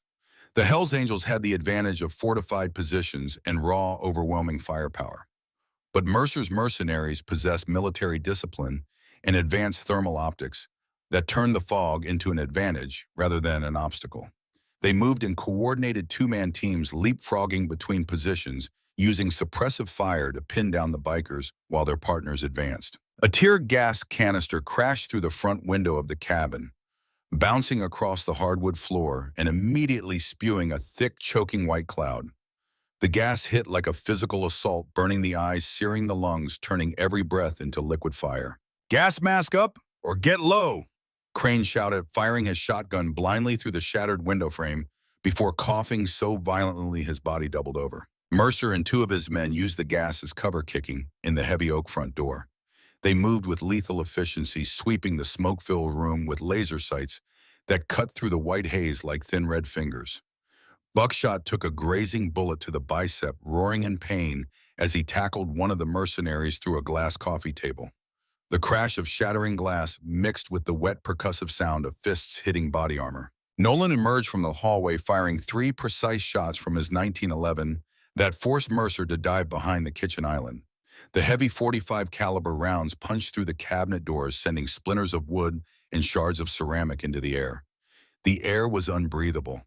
Every man in the room was fighting blind, guided by muzzle flashes and the sound of movement. "Brennan." Mercer's voice rose from behind the granite countertop, surprisingly calm, despite the destruction happening around him. "This doesn't have to end with everyone in body bags. Hand over the drive and the kid. Ashford lets you walk." Nolan spat blood onto the floor. His eyes were streaming, his lungs burning. "Go to hell. You have 30 seconds before I call in reinforcements. This cabin becomes a coffin." In the corner of the room, Spark was crawling on his belly beneath the thickest layer of gas, clutching the tough book against his chest. A stray bullet had grazed his ribs, leaving a burning furrow across his left side that leaked blood steadily onto the hardwood floor. He wiped his streaming eyes with his sleeve and looked at the laptop screen. The screen was still showing the unlocked file directory. The backup had completed successfully. The dead man's switch was active, but then a red warning banner appeared at the top of the screen, one that made Spark's blood freeze. "Secondary encryption layer detected. Master file requires secondary authentication key. Enter manual override or data will revert to encrypted state in 500 minutes." The counter began ticking down, 459, 458. "No," Spark whispered, his bloody fingers scrambling across the keyboard. He typed panhead-1948 again. "Access denied. Secondary key required." The master file demanded a different password. The individual files they had already opened, the spreadsheets and contact lists, those were accessible. But the master file, the central database that tied everything together into a single cohesive prosecutable package, was re-encrypting itself behind a second lock. Without that master file, the individual pieces were damaging, but not devastating. They were scattered pages torn from a book, not the book itself. "Nolan!" Spark screamed, his voice cracking over the gunfire. "We've got a problem. The master file needs a second key, a different password. I don't have it." Nolan was pinned behind an overturned bookshelf, trading shots with Mercer. He couldn't move. Couldn't think about encryption keys while bullets were chewing the wood 6 inches above his head. Down the hallway behind the steel door, Emmett heard Sparks scream. The words cut through the chaos of gunfire and tearing gas with a clarity that seemed almost supernatural, the way a mother's voice can reach a child through any amount of noise. A different password, a second key. Emmett's mind flashed to the silver Zippo. Not the scratches on the bottom that his mother had seen. The other ones. The ones he had found when he flipped the lid open under his nightlight alone in his bedroom, back when the world was still normal. Inside, the Wingard scratched in the same rough hand, smaller and harder to read. A second set of characters that no one else had seen because no one else had thought to open the lid. "Mom," Emmett said, pulling against Lenora's protective grip. "The computer needs the other word. The one inside the lighter." "What other word?" "There were 2. Emmett's voice was small but utterly certain. "One on the bottom, that's the one you saw. But there's another one inside under the lid. Mr. Anvil scratched it there too. I saw it in my room." Lenora looked at her son. In the strobing light leaking under the doorframe from the muzzle flashes in the main cabin, his face was pale and streaked with sweat, but his eyes were steady, absolutely terrifyingly steady. Every instinct in her body screamed to hold him down, to keep him pressed against the cold concrete floor, until the gunfire stopped and the world made sense again. But she also knew, with the analytical part of her brain that never stopped working, even when the emotional part was howling, that the data on that card was the only thing keeping them alive. If it re-encrypted the dead man's switch, became a bluff, and bluffs got people killed. "Go," Lenora whispered, and the word cost her more than anything she had ever said in her life. "Stay low, go straight to the computer. Tell them the word and come straight back. Do you understand me?" "Yes, ma'am." Emmett reached up and turned the heavy deadbolt. He pulled the steel door open just a crack and slipped out into the hallway. The main cabin was a nightmare. Tear gas hung in the air like a toxic white fog, reducing visibility to arm's length. Bullet holes riddled the drywall. The floor was covered in shattered glass, spent brass casings, and dark, slippery patches of blood that Emmett's small sneakers skidded through as he dropped to his hands and knees. He crawled beneath the worst of the gas, his lungs burning, his eyes streaming, but his mind locked onto a single objective. The dim bluish glow of the laptop screen visible through the haze like a lighthouse through a storm. Spark was slumped against the wall, clutching his bleeding side. His eyes were squeezed shut against the chemical burn. When he felt a small hand tugging on his leather vest, he flinched violently, opening one bloodshot eye. The sight of a 7-year-old boy crawling through the middle of a gunfight hit him like a hallucination. For a terrible second, he was convinced the tear gas had destroyed his mind. "Kid, what the? Get back in the room. Are you insane?" "The computer." Emmett coughed, pointing at the blinking red countdown on the screen. 247, 246. It needs the second word. There were 2 sets of scratches on the lighter. My mom saw the one on the bottom. But I opened the lid. There was another one inside. Spark grabbed the tough book and pulled it close. "What did it say?" "Tell me exactly." Emmett closed his eyes. He was 7 years old, crouched in the middle of a war zone, breathing poison, surrounded by dying men and flying bullets. But behind his closed eyelids, the world went quiet. He was back in his bedroom, sitting on his superhero sheets, holding the heavy silver rectangle in his small hands, flipping the lid open under the nightlight, squinting at the tiny jagged grooves scratched into the inside of the wind guard. Flathead, Emmett recited carefully. Big F, big H, then a dash, then the numbers 1929, then an exclamation point. Spark's bloody fingers flew across the keyboard. Flathead 1929. 134 on the countdown. He hit enter. The red warning vanished. The screen went black for one heartbeat, then the master file directory exploded open. Thousands of cross-referenced entries organized with the obsessive precision of a man who understood that his freedom and his life depended on the accuracy of his records. Financial transactions linked to specific criminal operations, communication logs tied to payment schedules, photographic evidence linked to dates and locations. "It worked," Spark breathed. "Nolan, we're in. I've got the master file, everything, the whole damn book." Behind the kitchen island, Nolan heard the shout through the ringing in his ears. He looked across the destroyed cabin at Mercer, who was reloading his MP5 with practice efficiency. "Hey, Mercer!"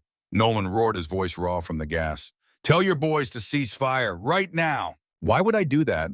"Because my tech just unlocked the master file of Ashford's entire operation. And right now, he's looking at an offshore account in the Cayman Islands containing $42 million. Account number 8, 8402, Bravo Charlie. Sound familiar? Silence from behind the counter. The gunfire outside had already begun to slow as the mercenaries heard their commander stop returning fire. "I'm listening," Mercer said cautiously. Lenora's voice came from the hallway.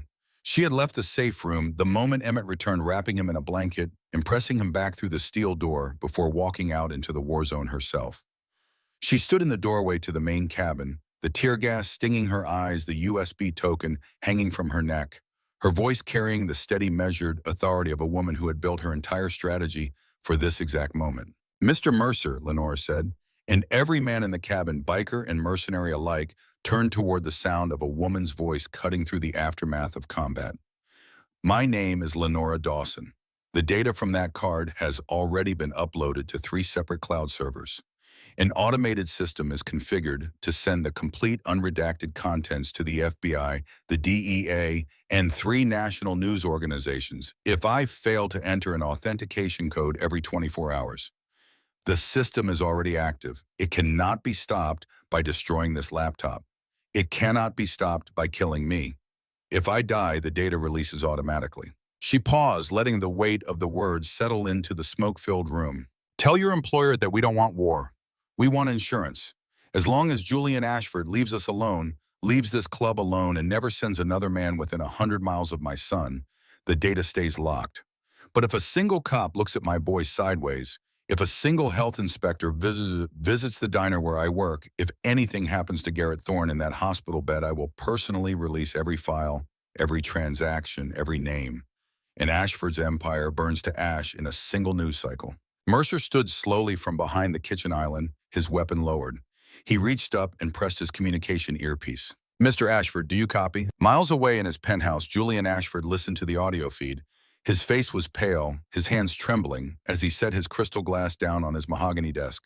The woman's voice was calm, precise, and completely devoid of bluff. She wasn't negotiating, she was dictating terms. And the terms were backed by a dead man's switch that he couldn't disarm without triggering the very outcome he was trying to prevent. He thought of his son, 19 years old, pre-med, a kid who wanted to be a surgeon, who wanted to spend his life putting people back together instead of tearing them apart. Wrong place, wrong time. A stray bullet from a territorial dispute between two gangs that didn't even know his name. The police had investigated for 6 weeks before the case went cold, buried under a mountain of bureaucratic indifference. No arrests, no justice, just a mahogany casket and a headstone that Julian visited every Sunday morning before dawn, when there was no one in the cemetery to see him kneel in the wet grass and speak to the silence. That death had driven him to build an empire dedicated to eliminating randomness, to controlling every variable, to ensuring that nothing was ever left to chance again. And now a 7-year-old boy and his mother had introduced a variable he couldn't control, couldn't predict, and couldn't neutralize without destroying himself in the process. "Stand down, Conrad," Ashford ordered, his voice cold and devoid of its usual arrogant composure. "Withdraw immediately." "Understood," Mercer replied. He looked at Nolan, who had risen from behind the overturned bookshelf, his 1911 still aimed at the mercenary's chest. "You bought yourself a stay of execution, Brennan, but Ashford has a long memory." "So does she," Nolan replied, nodding toward Lenora. "And hers comes with receipts." Mercer signaled to his surviving men. Like shadows given form, they disengaged from their positions, collected their wounded, and faded back into the fog. Within 3 minutes, the only sounds left in the compound were the hiss of the dying tear gas canister, the groans of the wounded bikers, and the steady electronic hum of the laptop sitting on the folding table, its screen glowing with the unlocked contents of Julian Ashford's entire criminal empire. Nolan lowered his weapon. His massive chest heaved as he gasped for clean air, leaning against the bullet-riddled wall for support. He looked down the hallway at Lenora, who stood in the doorway of the safe room, with Emmett pressed against her hip, a wool blanket wrapped around his small shoulders. The boy was covered in soot. His pajamas were torn at the knee from crawling across the glass-strewn floor. His eyes were red and watering from the chaos. But he looked up at Nolan with an expression so calm, so completely self-possessed, that the hardened biker felt something shift in his chest. Something he hadn't felt in a very long time. Nolan walked over, his heavy boots crunching on the debris. He stopped in front of Lenora and Emmett, his broad figure filling the hallway. He didn't kneel. He didn't reach out. He just looked at the woman who had designed the defense that saved all of their lives, and the boy who had delivered the key that made it possible. "I owe you two everything," Nolan said. His voice was quiet, stripped of its usual gravel, almost gentle. "This club owes you everything." Lenora pulled Emmett closer. She was shaking now, the adrenaline draining from her system like water from a cracked dam, leaving behind a bone-deep exhaustion that made her legs feel like they were filled with sand. But her voice held steady. "You don't owe us anything," she said. "Just keep your word, keep us safe, and make sure Garrett knows his lighter saved more than his data." Dawn broke over the Santa Cruz Mountains. The fog burned away in slow golden layers, revealing a compound that looked like it had been through a siege. Bullet holes pockmarked every wall. The front door of the cabin lay in splinters. Shattered glass sparkled in the early light like scattered diamonds. Spent brass casings littered the mud like fallen leaves, and the acrid smell of gunpowder hung in the morning air, mixing with the clean scent of redwood and damp earth. Men moved through the yard with the quiet, methodical purpose of soldiers after a battle. They bandaged wounds, stitched gashes with fishing line, repaired the fence, and cleaned weapons. Buckshot sat on an overturned crate shirtless, while one of the old ladies wound a tight gauze bandage around the through-and-through wound in his bicep. He didn't flinch. He just stared straight ahead and drank coffee with his free hand, the cup looking comically small in his massive grip. Lenora sat on the cabin's front steps, a cup of coffee growing cold in her hands. Emmett was finally asleep inside, curled on the cot in the safe room. The steel door opened now, the blanket pulled up to his chin. Spark was inside too, his ribs bandaged, monitoring the laptop and the backup systems, with the focused intensity of a man who had been given a sacred duty. Nolan sat down beside her on the steps. For a long time, neither of them spoke. The morning light filtered through the redwoods in long golden shafts that made the destruction around them look almost peaceful. "Garrett's out of surgery," Nolan finally said, checking a message on his phone. Medically induced coma, but stable. The doctors think he's going to make it. Lenore nodded. Good. The state police captain you identified in the ledger. I made a call. Discreet. Through a lawyer. He's interested. Not yet, Lenore said. We need Whitfield to make his move first. As long as he's free, he's dangerous. But once he acts, and he will act, we use the ledger to hand him to the state police on a silver platter. Through a clean channel, no county involvement. Nothing Ashford can intercept. Nolan looked at her. The morning light caught the exhaustion in her face, the dark circles under her eyes, the lines that hadn't been there 2 days ago. But beneath the weariness, he saw something else. A steel that hadn't been forged in the last 24 hours. It had been there all along, buried beneath the diner apron and the small-town life, waiting for the moment when it would be needed. You've already thought this through, Nolan said. It wasn't a question. I've been thinking it through since I saw Whitfield's hands at the crash site, Lenore replied. She took a sip of her cold coffee and set the cup down on the step beside her. The ledger is our shield, but Whitfield is the loose thread. Pull him out and Ashford's local network collapses. Once the network is gone, Ashford has no eyes, no ears, and no hands in Sonoma County. He becomes a man in a penthouse with a very expensive view and no way to reach us. She looked at Nolan directly, her brown eyes meeting his scarred, weathered gaze. Your club provides the muscle. I'll provide the strategy. We end this together, not with bullets, with evidence. Nolan held her gaze for a long moment. Then he extended his massive tattooed hand. Lenore took it. Her grip was firm, her fingers calloused from years of carrying heavy trays and scrubbing dishes, but steady as bedrock. Somewhere inside the cabin, Emmett stirred in his sleep, his small hand reaching for the blanket his mother had tucked around him. He didn't know it yet, but the woman who packed his lunches and braided his shoelaces and worked double shifts to keep the lights on had just brokered a war alliance between a forensic accountant and the most dangerous motorcycle club in California. And she had done it before the coffee got cold. Rain lashed against the reinforced glass of the Sonoma Memorial Hospital, distorting the city lights into angry, smeared streaks of neon. 2 weeks had passed since the firefight at the Ridgeline lumber mill. 2 weeks since Lenora Dawson had stood in a tear gas-filled cabin and dictated terms to a mercenary commander, while her 7-year-old son crouched behind her legs in soot-stained pajamas. The digital standoff she had engineered was holding. The dead man's switch, backed by 3 independent cloud servers and an automated email system that required her personal authentication every 24 hours, had frozen the underworld in a tense, heavily armed Cold War. Julian Ashford's empire continued to operate, but it operated in the shadow of a threat so comprehensive that every transaction, every phone call, every meeting was conducted with the paranoid awareness that one missed ping from a USB token around a waitress's neck could bring the entire structure crashing down. Lenore and Emmett had been relocated to a high-end apartment in downtown Santa Rosa, the kind of place with a doorman and a security system that cost more per month than Lenore used to earn at the Saltwater Grill in a year. The rent was paid through a club-owned shell corporation, the paperwork so deeply layered that a forensic accountant would need weeks to trace it back to its source. Lenore appreciated the irony. She was a forensic accountant. She could have traced it in an afternoon. 2 patched members of the club stood guard outside the apartment door or around the clock, rotating in 8-hour shifts.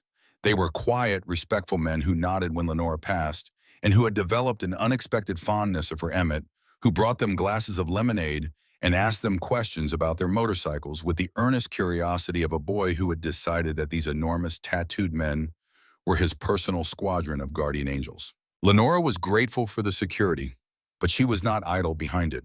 Every evening after Emmett was asleep, she sat at the dining room table with printouts from the decrypted ledger spread across the surface like the blueprints of a building she was methodically learning to demolish. She had organized the data into a series of handwritten charts, each one mapping a different layer of Ashford's financial architecture: payment flows, communication chains, operational hierarchies. The forensic accounting skills she had let atrophy for 7 years came back to her like muscle memory, each connection she identified, strengthening the next until the web of corruption began to reveal not just its structure, but its vulnerabilities.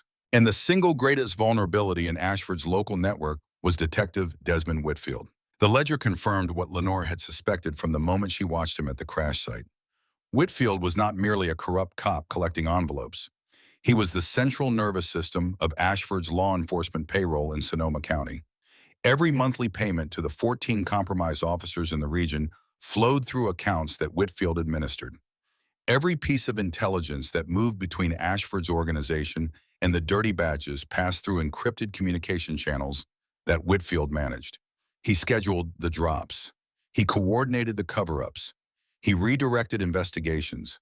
He was the junction box, the single point through which all corruption in the county was routed. Remove Whitfield, and the entire local network went dark. Not gradually, not partially, but completely. The other dirty officers would be isolated, cut off from their handler, unable to receive payment or instructions. They would become loose threads waiting to be pulled. But the removal had to be surgical.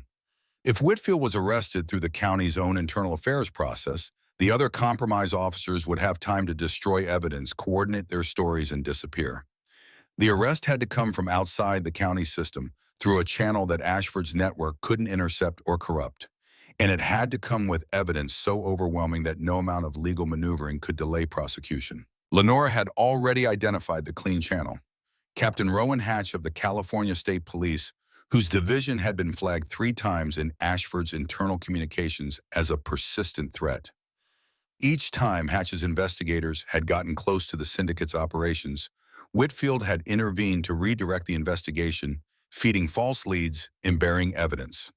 Hatch was clean, he was capable, and he had spent 5 years trying to nail Ashford's network without knowing that the biggest obstacle in his path wore a detective's badge. Nolan had made discreet contact with Hatch through an attorney who specialized in representing clients whose legal situations existed in the gray space between the law and the underworld.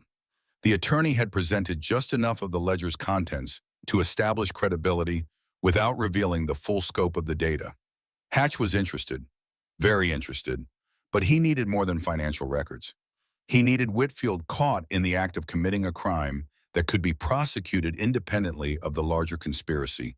He needed Whitfield to make a move. And Lenora knew exactly what move Whitfield would make. Because while the rest of the underworld had been frozen by the standoff, Desmond Whitfield had been unraveling. In the 2 weeks since his confrontation with Nolan at the Dawson house, Whitfield's carefully constructed life had collapsed with the accelerating momentum of a building implosion.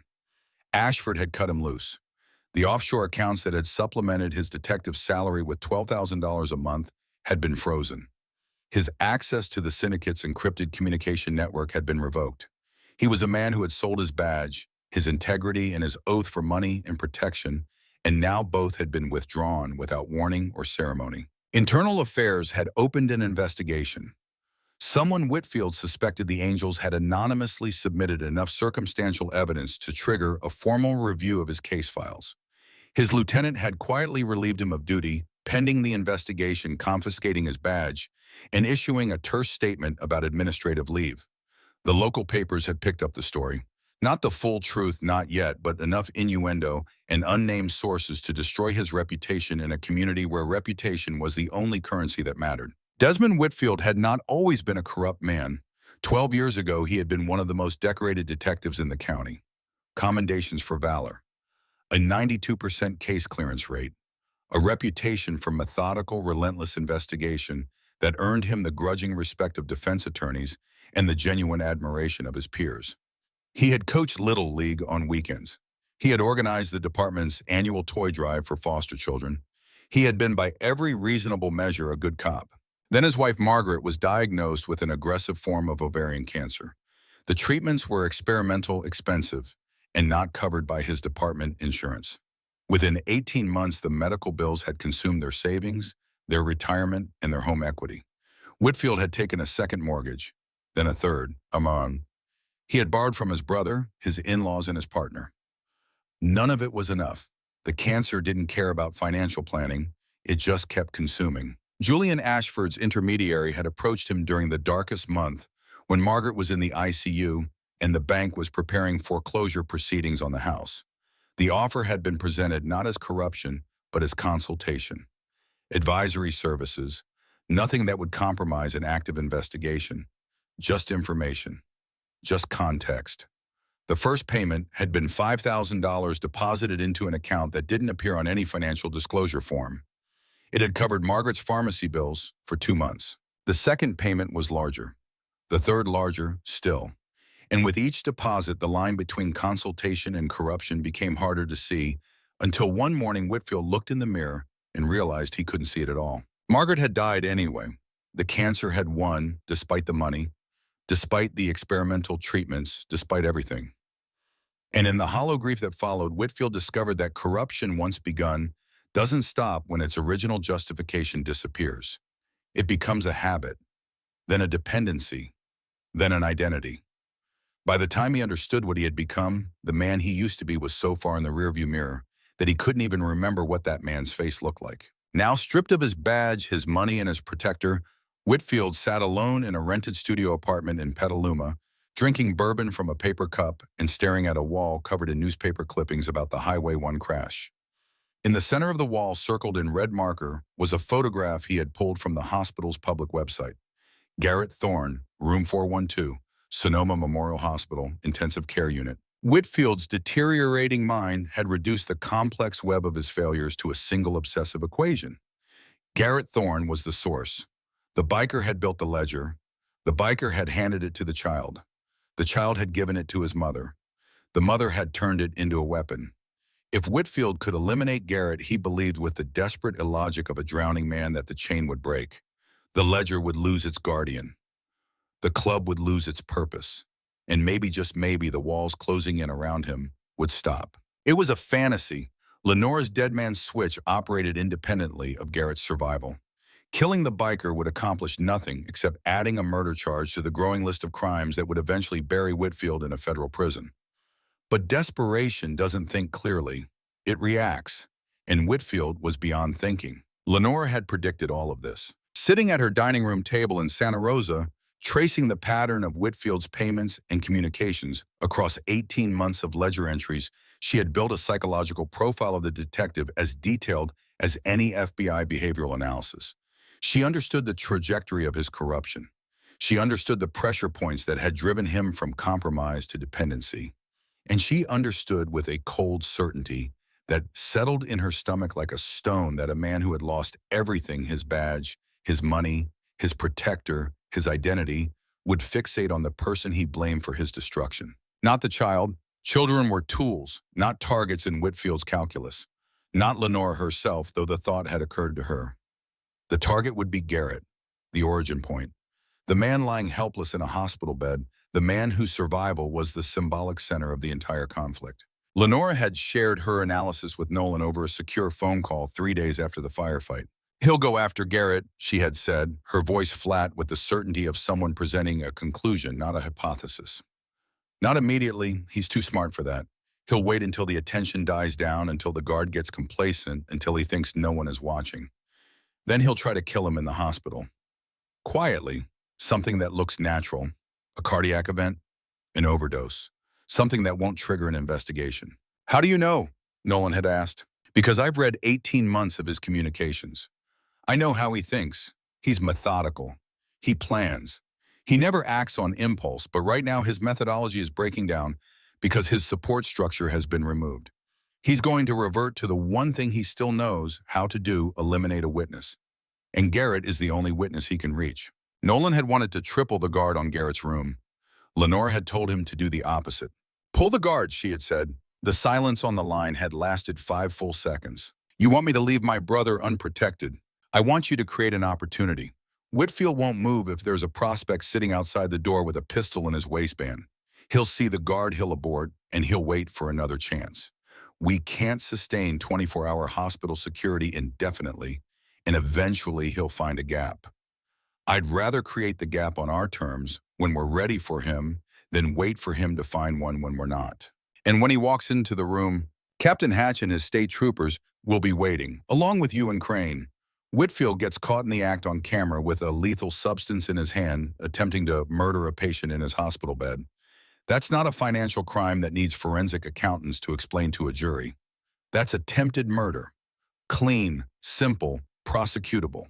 And it opens the door for Hatch to use the ledger data to roll up the entire network." Nolan had been quiet for a long time. When he spoke, his voice carried something she had never heard in it before. Deference. "When?" "Soon. Garrett was extubated yesterday. He's awake. Whitfield will know. He still has contacts in the hospital, people who aren't on Ashford's payroll, but who owe him favors from his years on the force. Once he confirms Garrett is conscious and recovering, he'll move within 72 hours. That's his window.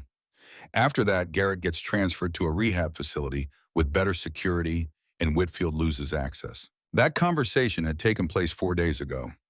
Now at 11:45 on a Tuesday night, Lenora sat in the living room of the Santa Rosa apartment, her phone on the table in front of her waiting.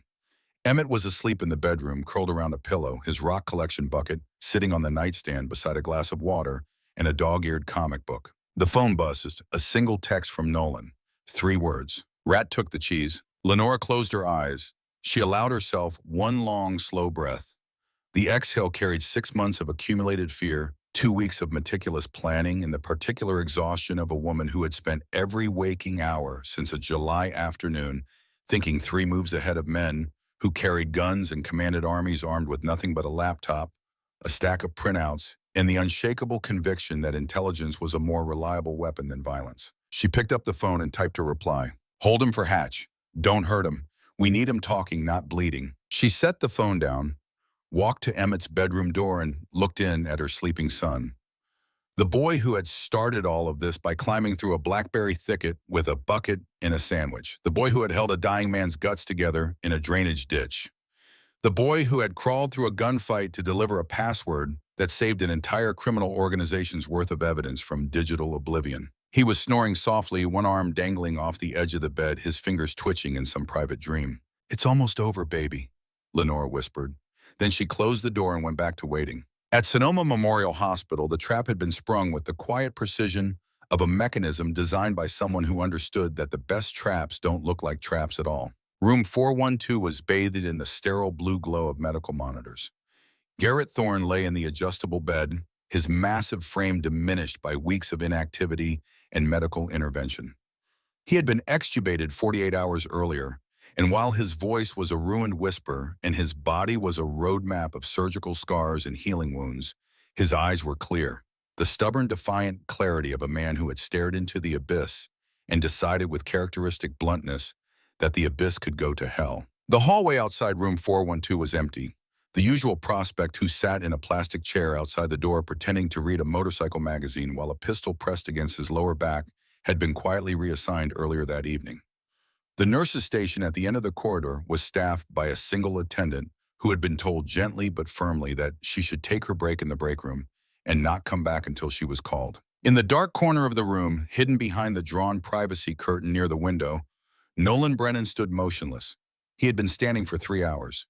His bad knee screamed in protest, a deep grinding ache that radiated from the joint into his thigh and down his shin. But Nolan had stood through worse pain in worse places for longer than 3 hours. He held a suppressed 9mm pistol at his side, the safety off his finger indexed along the frame. Crane was in the bathroom, the door cracked 2 inches, a heavy taser humming faintly in his right hand. He stood perfectly still, his lean frame pressed against the tile wall, his ice-colored eyes fixed on the sliver of room visible through the gap. And in the parking garage below the hospital, Captain Rowan Hatch sat in the back of an unmarked state police van with 4 officers in full tactical gear.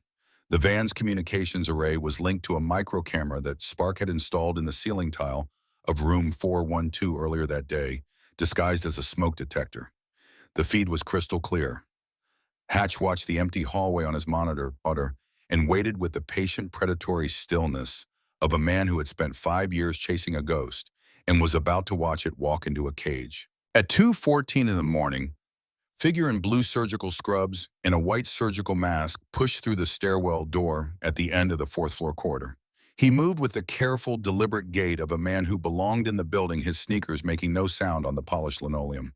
A hospital ID badge stolen from a supply closet during a visit 3 days earlier was clipped to his breast pocket. Desmond Whitfield had spent enough years investigating gang-related shootings at this hospital to know every blind spot in the security camera network.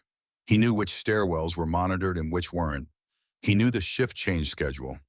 He knew that the 4th floor ICU wing ran a skeleton crew between 2 and 4 in the morning, and that the security guard who patrolled the corridor took a 17-minute cigarette break at 2:10. In his right hand, concealed inside the pocket of his scrubs, he held a syringe filled with potassium chloride.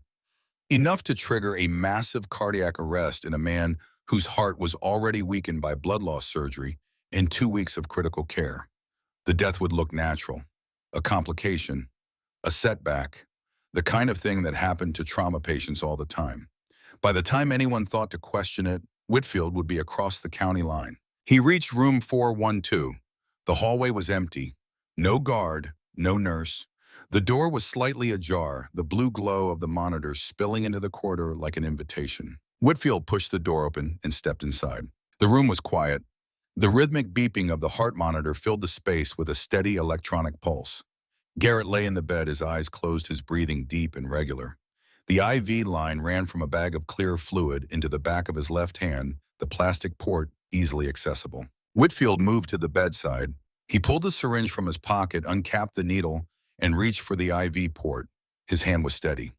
Whatever trembling had plagued him in Ashford's penthouse or in his rented apartment was gone now, replaced by the focused calm of a man who had committed to an irreversible action and found in that commitment a perverse kind of peace. His fingers closed around the plastic port. He positioned the needle. "You always were a sloppy cop, Bobby." Whitfield's hand froze. The voice hadn't come from the bed. It had come from the dark corner of the room near the window behind the privacy curtain. A massive silhouette detached itself from the shadows. Nolan Brennan stepped into the dim light of the telemetry monitors, his suppressed pistol pointed directly at the bridge of Whitfield's nose. The weapon was steady, the aim unwavering, held with the relaxed precision of a man who had pointed guns at other men more times than he could count. Whitfield spun toward the door, his left hand reaching for the snub-nosed revolver tucked into the waistband of his scrubs. Before his fingers could touch the grip, the bathroom door swung open. Crane stepped out, the heavy taser crackling with an electric blue arc between its prongs. He moved silently, positioning himself between Whitfield and the exit with the economical grace of a man who had done this kind of work many times before. "Drop the needle, Desmond." Nolan's voice was barely above a whisper, but it filled the room with the absolute authority of a man who was not making a request. "Drop it or they'll be mopping you off this floor." The syringe clattered onto the linoleum, rolling beneath the hospital bed with a soft plastic rattle.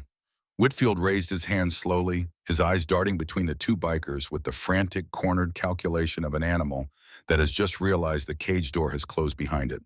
"You can't do this here, Brennan." Whitfield's voice was strained, the composure fracturing along fault lines that had been widening for weeks. "The hospital has cameras everywhere. You shoot me, your whole club goes down." "Who said anything about shooting you?" A weak, raspy voice croaked from the bed. Whitfield looked down. Garrett Thorne's eyes were open. They were bloodshot and sunken into hollows of bruised skin, but they burned with a light that had nothing to do with health and everything to do with the savage satisfaction of watching a man walk into his own destruction. "We don't need to kill you," Nolan said, stepping forward and relieving Whitfield of the hidden revolver with a swift, practiced motion. "That was never the plan." "Whose plan?" Whitfield whispered, and in that whisper was the first flicker of understanding, the dawning recognition that everything, the empty hallway, the absent guard, the unmonitored stairwell had been arranged. Nolan glanced at Garrett, and a thin, dark smile crossed his scarred face. "Not mine. I would have just shot you in a parking lot. The plan belongs to the kid's mother." Whitfield's face went the color of old paper. "When your boy unlocked that ledger," Garrett rasped from the bed, each word costing him visible effort, "we didn't just find bank accounts. We found the names of every dirty badge in your precinct. But more importantly, we found the clean ones, the ones you've been blocking for years, the ones who actually wanted to do their jobs." As if on cue, the heavy double doors of the ICU wing burst open at the end of the corridor. The sound of tactical boots on linoleum filled the hallway with a precise, rhythmic thunder that grew louder with each second. "She knew you'd come here." Nolan continued, his voice almost conversational, now the voice of a man explaining something inevitable. "She mapped your behavior from 18 months of communication logs. She predicted the target, the method, and the timing. She told me to pull the guard. She told Hatch when to position his men. She told me not to hurt you because she needs you talking, not bleeding." 4 state police officers in tactical gear filled the doorway of room 412. Their weapons were raised, their faces hidden behind ballistic visors, their voices sharp with the clipped authority of men executing a warrant. "Desmond Whitfield, California State Police. Get on the ground. Hands behind your head now. Whitfield didn't fight. Whatever fuel had been driving him, the rage, the desperation, the toxic fantasy that killing Garrett would somehow reverse the collapse of his life, drained out of him all at once, like air from a punctured tire. His knees buckled.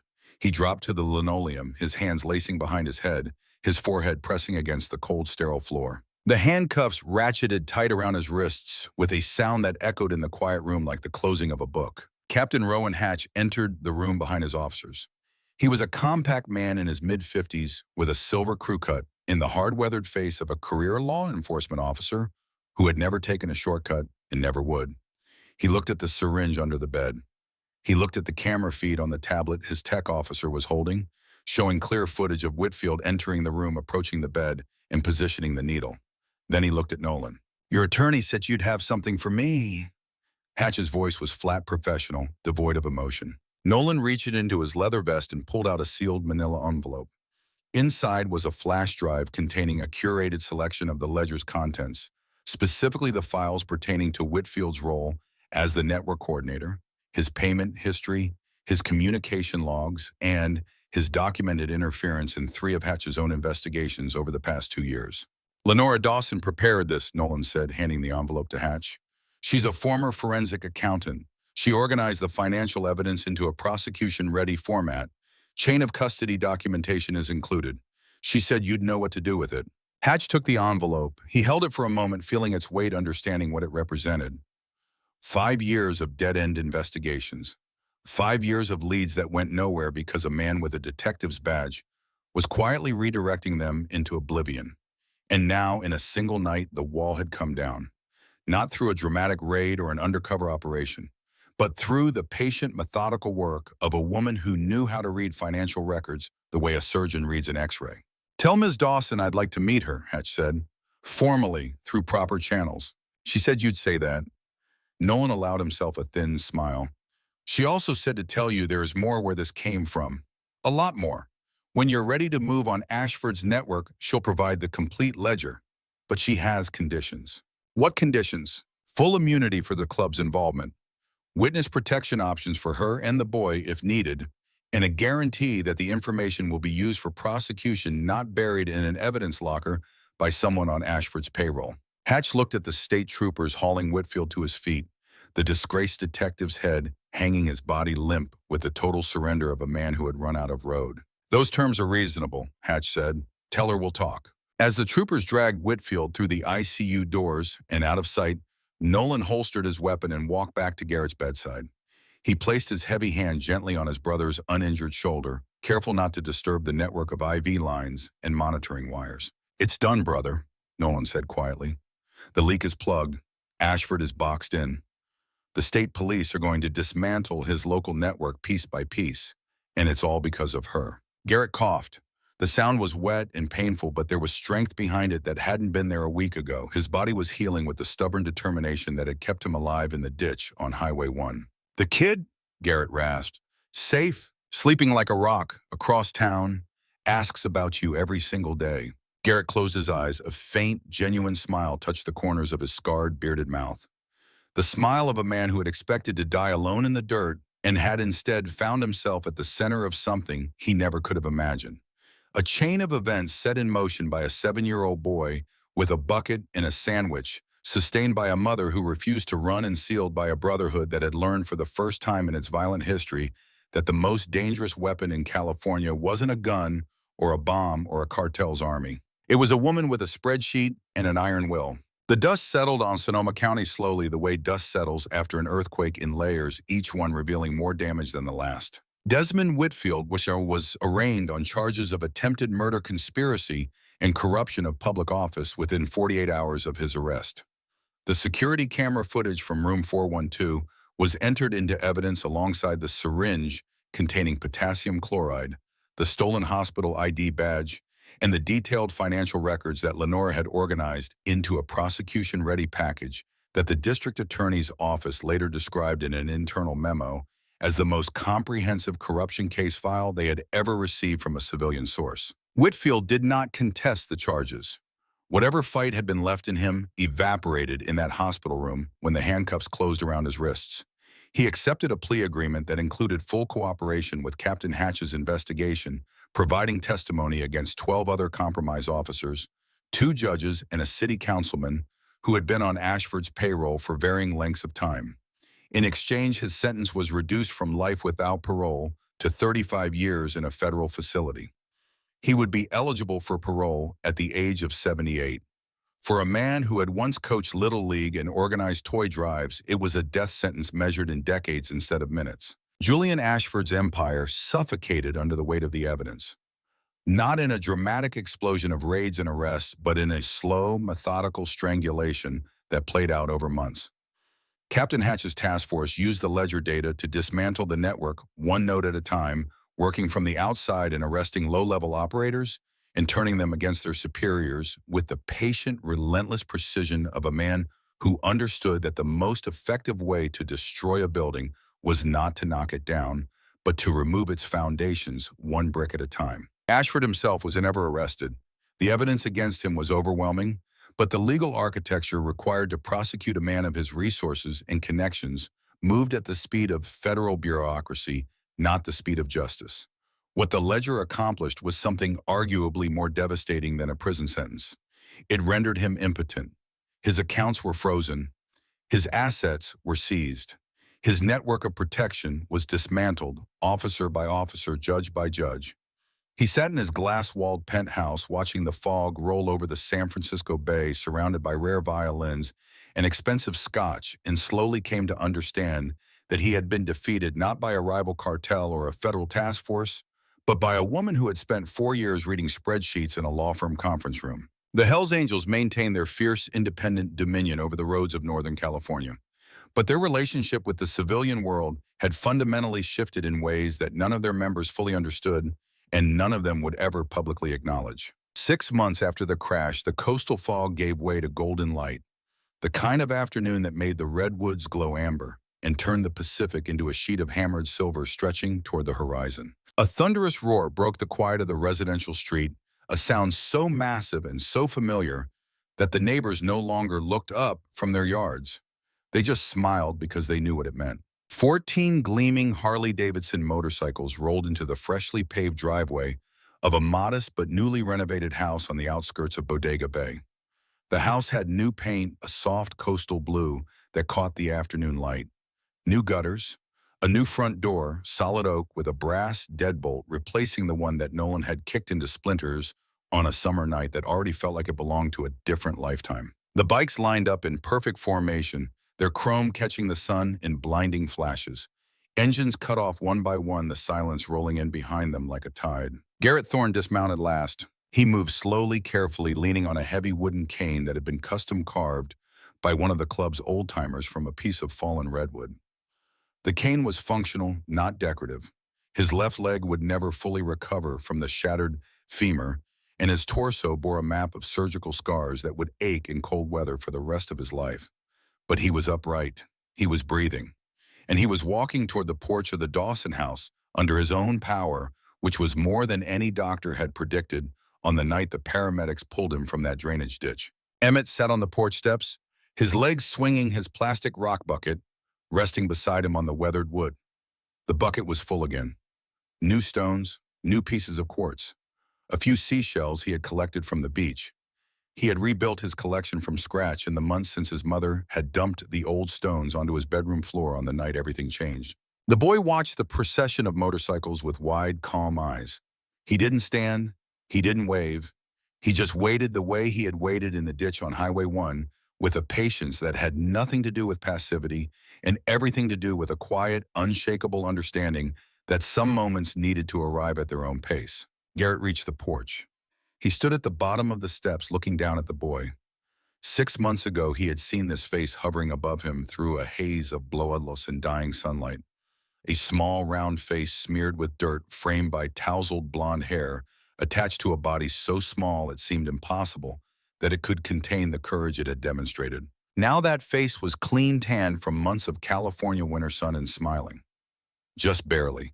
A small, private smile that was meant only for the giant man standing before him. Garrett lowered himself painfully, bracing his weight on the cane, until he was kneeling on one knee at the bottom of the porch steps. The movement cost him a sharp intake of breath and a visible tremor in his damaged leg, but he held the position with the focused determination of a man performing a ceremony he considered sacred. He reached inside his leather vest and pulled out the heavy silver Zippo lighter. The casing had been polished. The scratches on the bottom had been carefully preserved, the crude characters still legible. Panhead 1948, the lighter no longer contained the micro SD card. That piece of plastic was locked in a secure evidence vault at the California State Police headquarters in Sacramento, where it was being used to systematically dismantle what remained of Julian Ashford's criminal infrastructure. But the lighter itself, the object that had traveled from a dying man's pocket to a boy's overalls, to a bucket of rocks, to a mother's hands and back again, had been returned to its original form. A Zippo lighter, nothing more, nothing less. A relic of a war that was over. Garrett placed it in Emmett's small open palm. No words were spoken, none were needed. The gesture contained everything that language would have diminished. Gratitude, respect, a bond forged in blood and sealed in chrome and gunpowder that would outlast every legal proceeding, every newspaper headline, every whispered legend that would grow around the events of that July afternoon on Highway 1. Emmett closed his fingers around the lighter. He felt its familiar weight settle against his palm, and something deep inside his 7-year-old chest, something that had been holding itself together with fierce, quiet determination for 6 long months, finally relaxed. The lighter was back. The circle was closed. Lenora stood in the doorway behind her son, leaning against the frame of the new oak door with a mug of coffee in her hands. She was not wearing her diner apron. She hadn't worn it in 4 months. The whistleblower reward from the FBI issued in recognition of the financial evidence she had organized and provided to Captain Hatch's investigation had been substantial enough to change the trajectory of her life without making her wealthy. She had used it to lease a small restaurant space on the main street of Bodega Bay, 3 blocks from the water. A place with wide windows and good light where she served the kind of food that brought people back on Sundays and made strangers feel like neighbors. She had named it the Anvil. The restaurant had become something unexpected, a neutral ground, a place where the boundaries between the outlaw world and the civilian world blurred into something almost comfortable. Bikers ate breakfast beside fishermen. State troopers from Hatch's division stopped in for coffee and pie, nodding to the leather-clad men at the corner booth with the wary but genuine respect of professionals who had found themselves on the same side of a fight they hadn't expected to share. On the wall behind the register, between a vintage photograph of the Bodega Bay Harbor and a framed health inspection certificate, with a perfect score hung a small collection of photographs that told a story only the people in them would fully understand. Emmett on his first day of 2nd grade, Nolan and Garrett leaning against their motorcycles in the diner parking lot, a group shot from the restaurant's opening night bikers and townspeople, and a state police captain standing shoulder to shoulder holding glasses of champagne and wearing expressions that ranged from awkward to genuinely happy. The photographs didn't include any images of drainage ditches or bullet-riddled cabins or hospital rooms or handcuffed detectives being led through ICU doors. Those images existed only in memory, carried by the people who had lived them, growing quieter with each passing month, but never fully silent. Garrett rose from his knee, gripping his cane for support. He looked at Lenora. Their eyes met across the porch, and in that look was a conversation that would never need to be spoken aloud. She had saved his life twice. Once through her son's hands in a ditch, and once through her own mind in the weeks that followed. He would spend the rest of his life making sure she never needed to fight that hard again. "Nice door," Garrett said, his ruined voice managing a gravel-edged warmth that made the understatement feel like a declaration. Lenora smiled. "Nice cane." Behind Garrett, the line of bikers stood beside their silent motorcycles, watching the exchange with the quiet reverence of men witnessing something they instinctively understood was bigger than their club, bigger than their wars, bigger than the world of chrome and leather that had defined the boundaries of their existence for decades. Nolan stood at the center of the formation, his arms folded across his massive chest, his shaved head bare in the winter sunlight. He did not smile. Nolan Brennan was not a man who smiled often or easily or for small reasons. But his eyes, those cold granite gray eyes that had terrified men across the West Coast for 3 decades, held something that anyone paying attention would have recognized as peace. Emmett slipped the silver Zippo into the pocket of his jeans. The familiar weight settled against his thigh, and he felt for the first time since that July afternoon that everything was exactly where it was supposed to be. The lighter had been out in the world doing dangerous, important things in dangerous, important hands. Now it was home. He looked up at Garrett's. The giant man looked back. Between them in that brief exchange of gazes passed something that neither of them had the words for, not because the words didn't exist, but because some truths are communicated more honestly through silence than through speech. The boy who had saved the man who had trusted the boy, a debt that could never be repaid because it had never been a transaction. It had simply been the right thing done by the right person at the exact right moment. Emmett picked up his plastic bucket, walked down the porch steps past the kneeling giant, and headed toward the backyard. The wild blackberry bushes still tangled at the edge of the property. The embankment still dropped steeply toward the distant highway. The quartz still glittered in the creek bed, and the beetles still crawled slowly enough for a patient boy to catch. Behind him on the porch, Lenora watched her son walk into the golden afternoon light. The bucket swung at his side, the lighter safe in his pocket, his small sneakers crunching on the same gravel path he had walked 6 months ago on the day he crossed through the thorns and found a dying man in a ditch. She thought about the woman she had been on that July afternoon. A waitress pulling double shifts, a widow stretching paychecks, a mother whose greatest daily challenge was making sure her son ate his vegetables and finished his homework. That woman felt like a stranger now, not because she was gone, but because she had been joined by someone else. Someone who had always been there, buried under the grief and the exhaustion and the small daily surrender of a life lived below her capabilities. She thought about the forensic accountant who had dissected a criminal empire from a folding table in a biker compound, the strategist who had designed a dead man's switch that paralyzed a syndicate, the tactician who had predicted a desperate man's last move and turned it into a trap. The mother who had let her son crawl through a firefight because she understood with a clarity that cut through every instinct screaming at her to hold him close, that the data was the only thing keeping them alive. Those women were all her. They had always been her. It had just taken a 7-year-old boy and a dying biker and a silver lighter to remind her. She took a sip of her coffee, leaned against the doorframe of the house she had rebuilt, and let herself breathe. A feared brotherhood had found its smallest, bravest guardian. A mother had found the steel she thought she had buried with her husband, and a 7-year-old boy had found his way back to the edge of the yard where the rocks were waiting and the afternoon stretched out before him like a promise that this time the only thing he would find in the ditch was sunlight.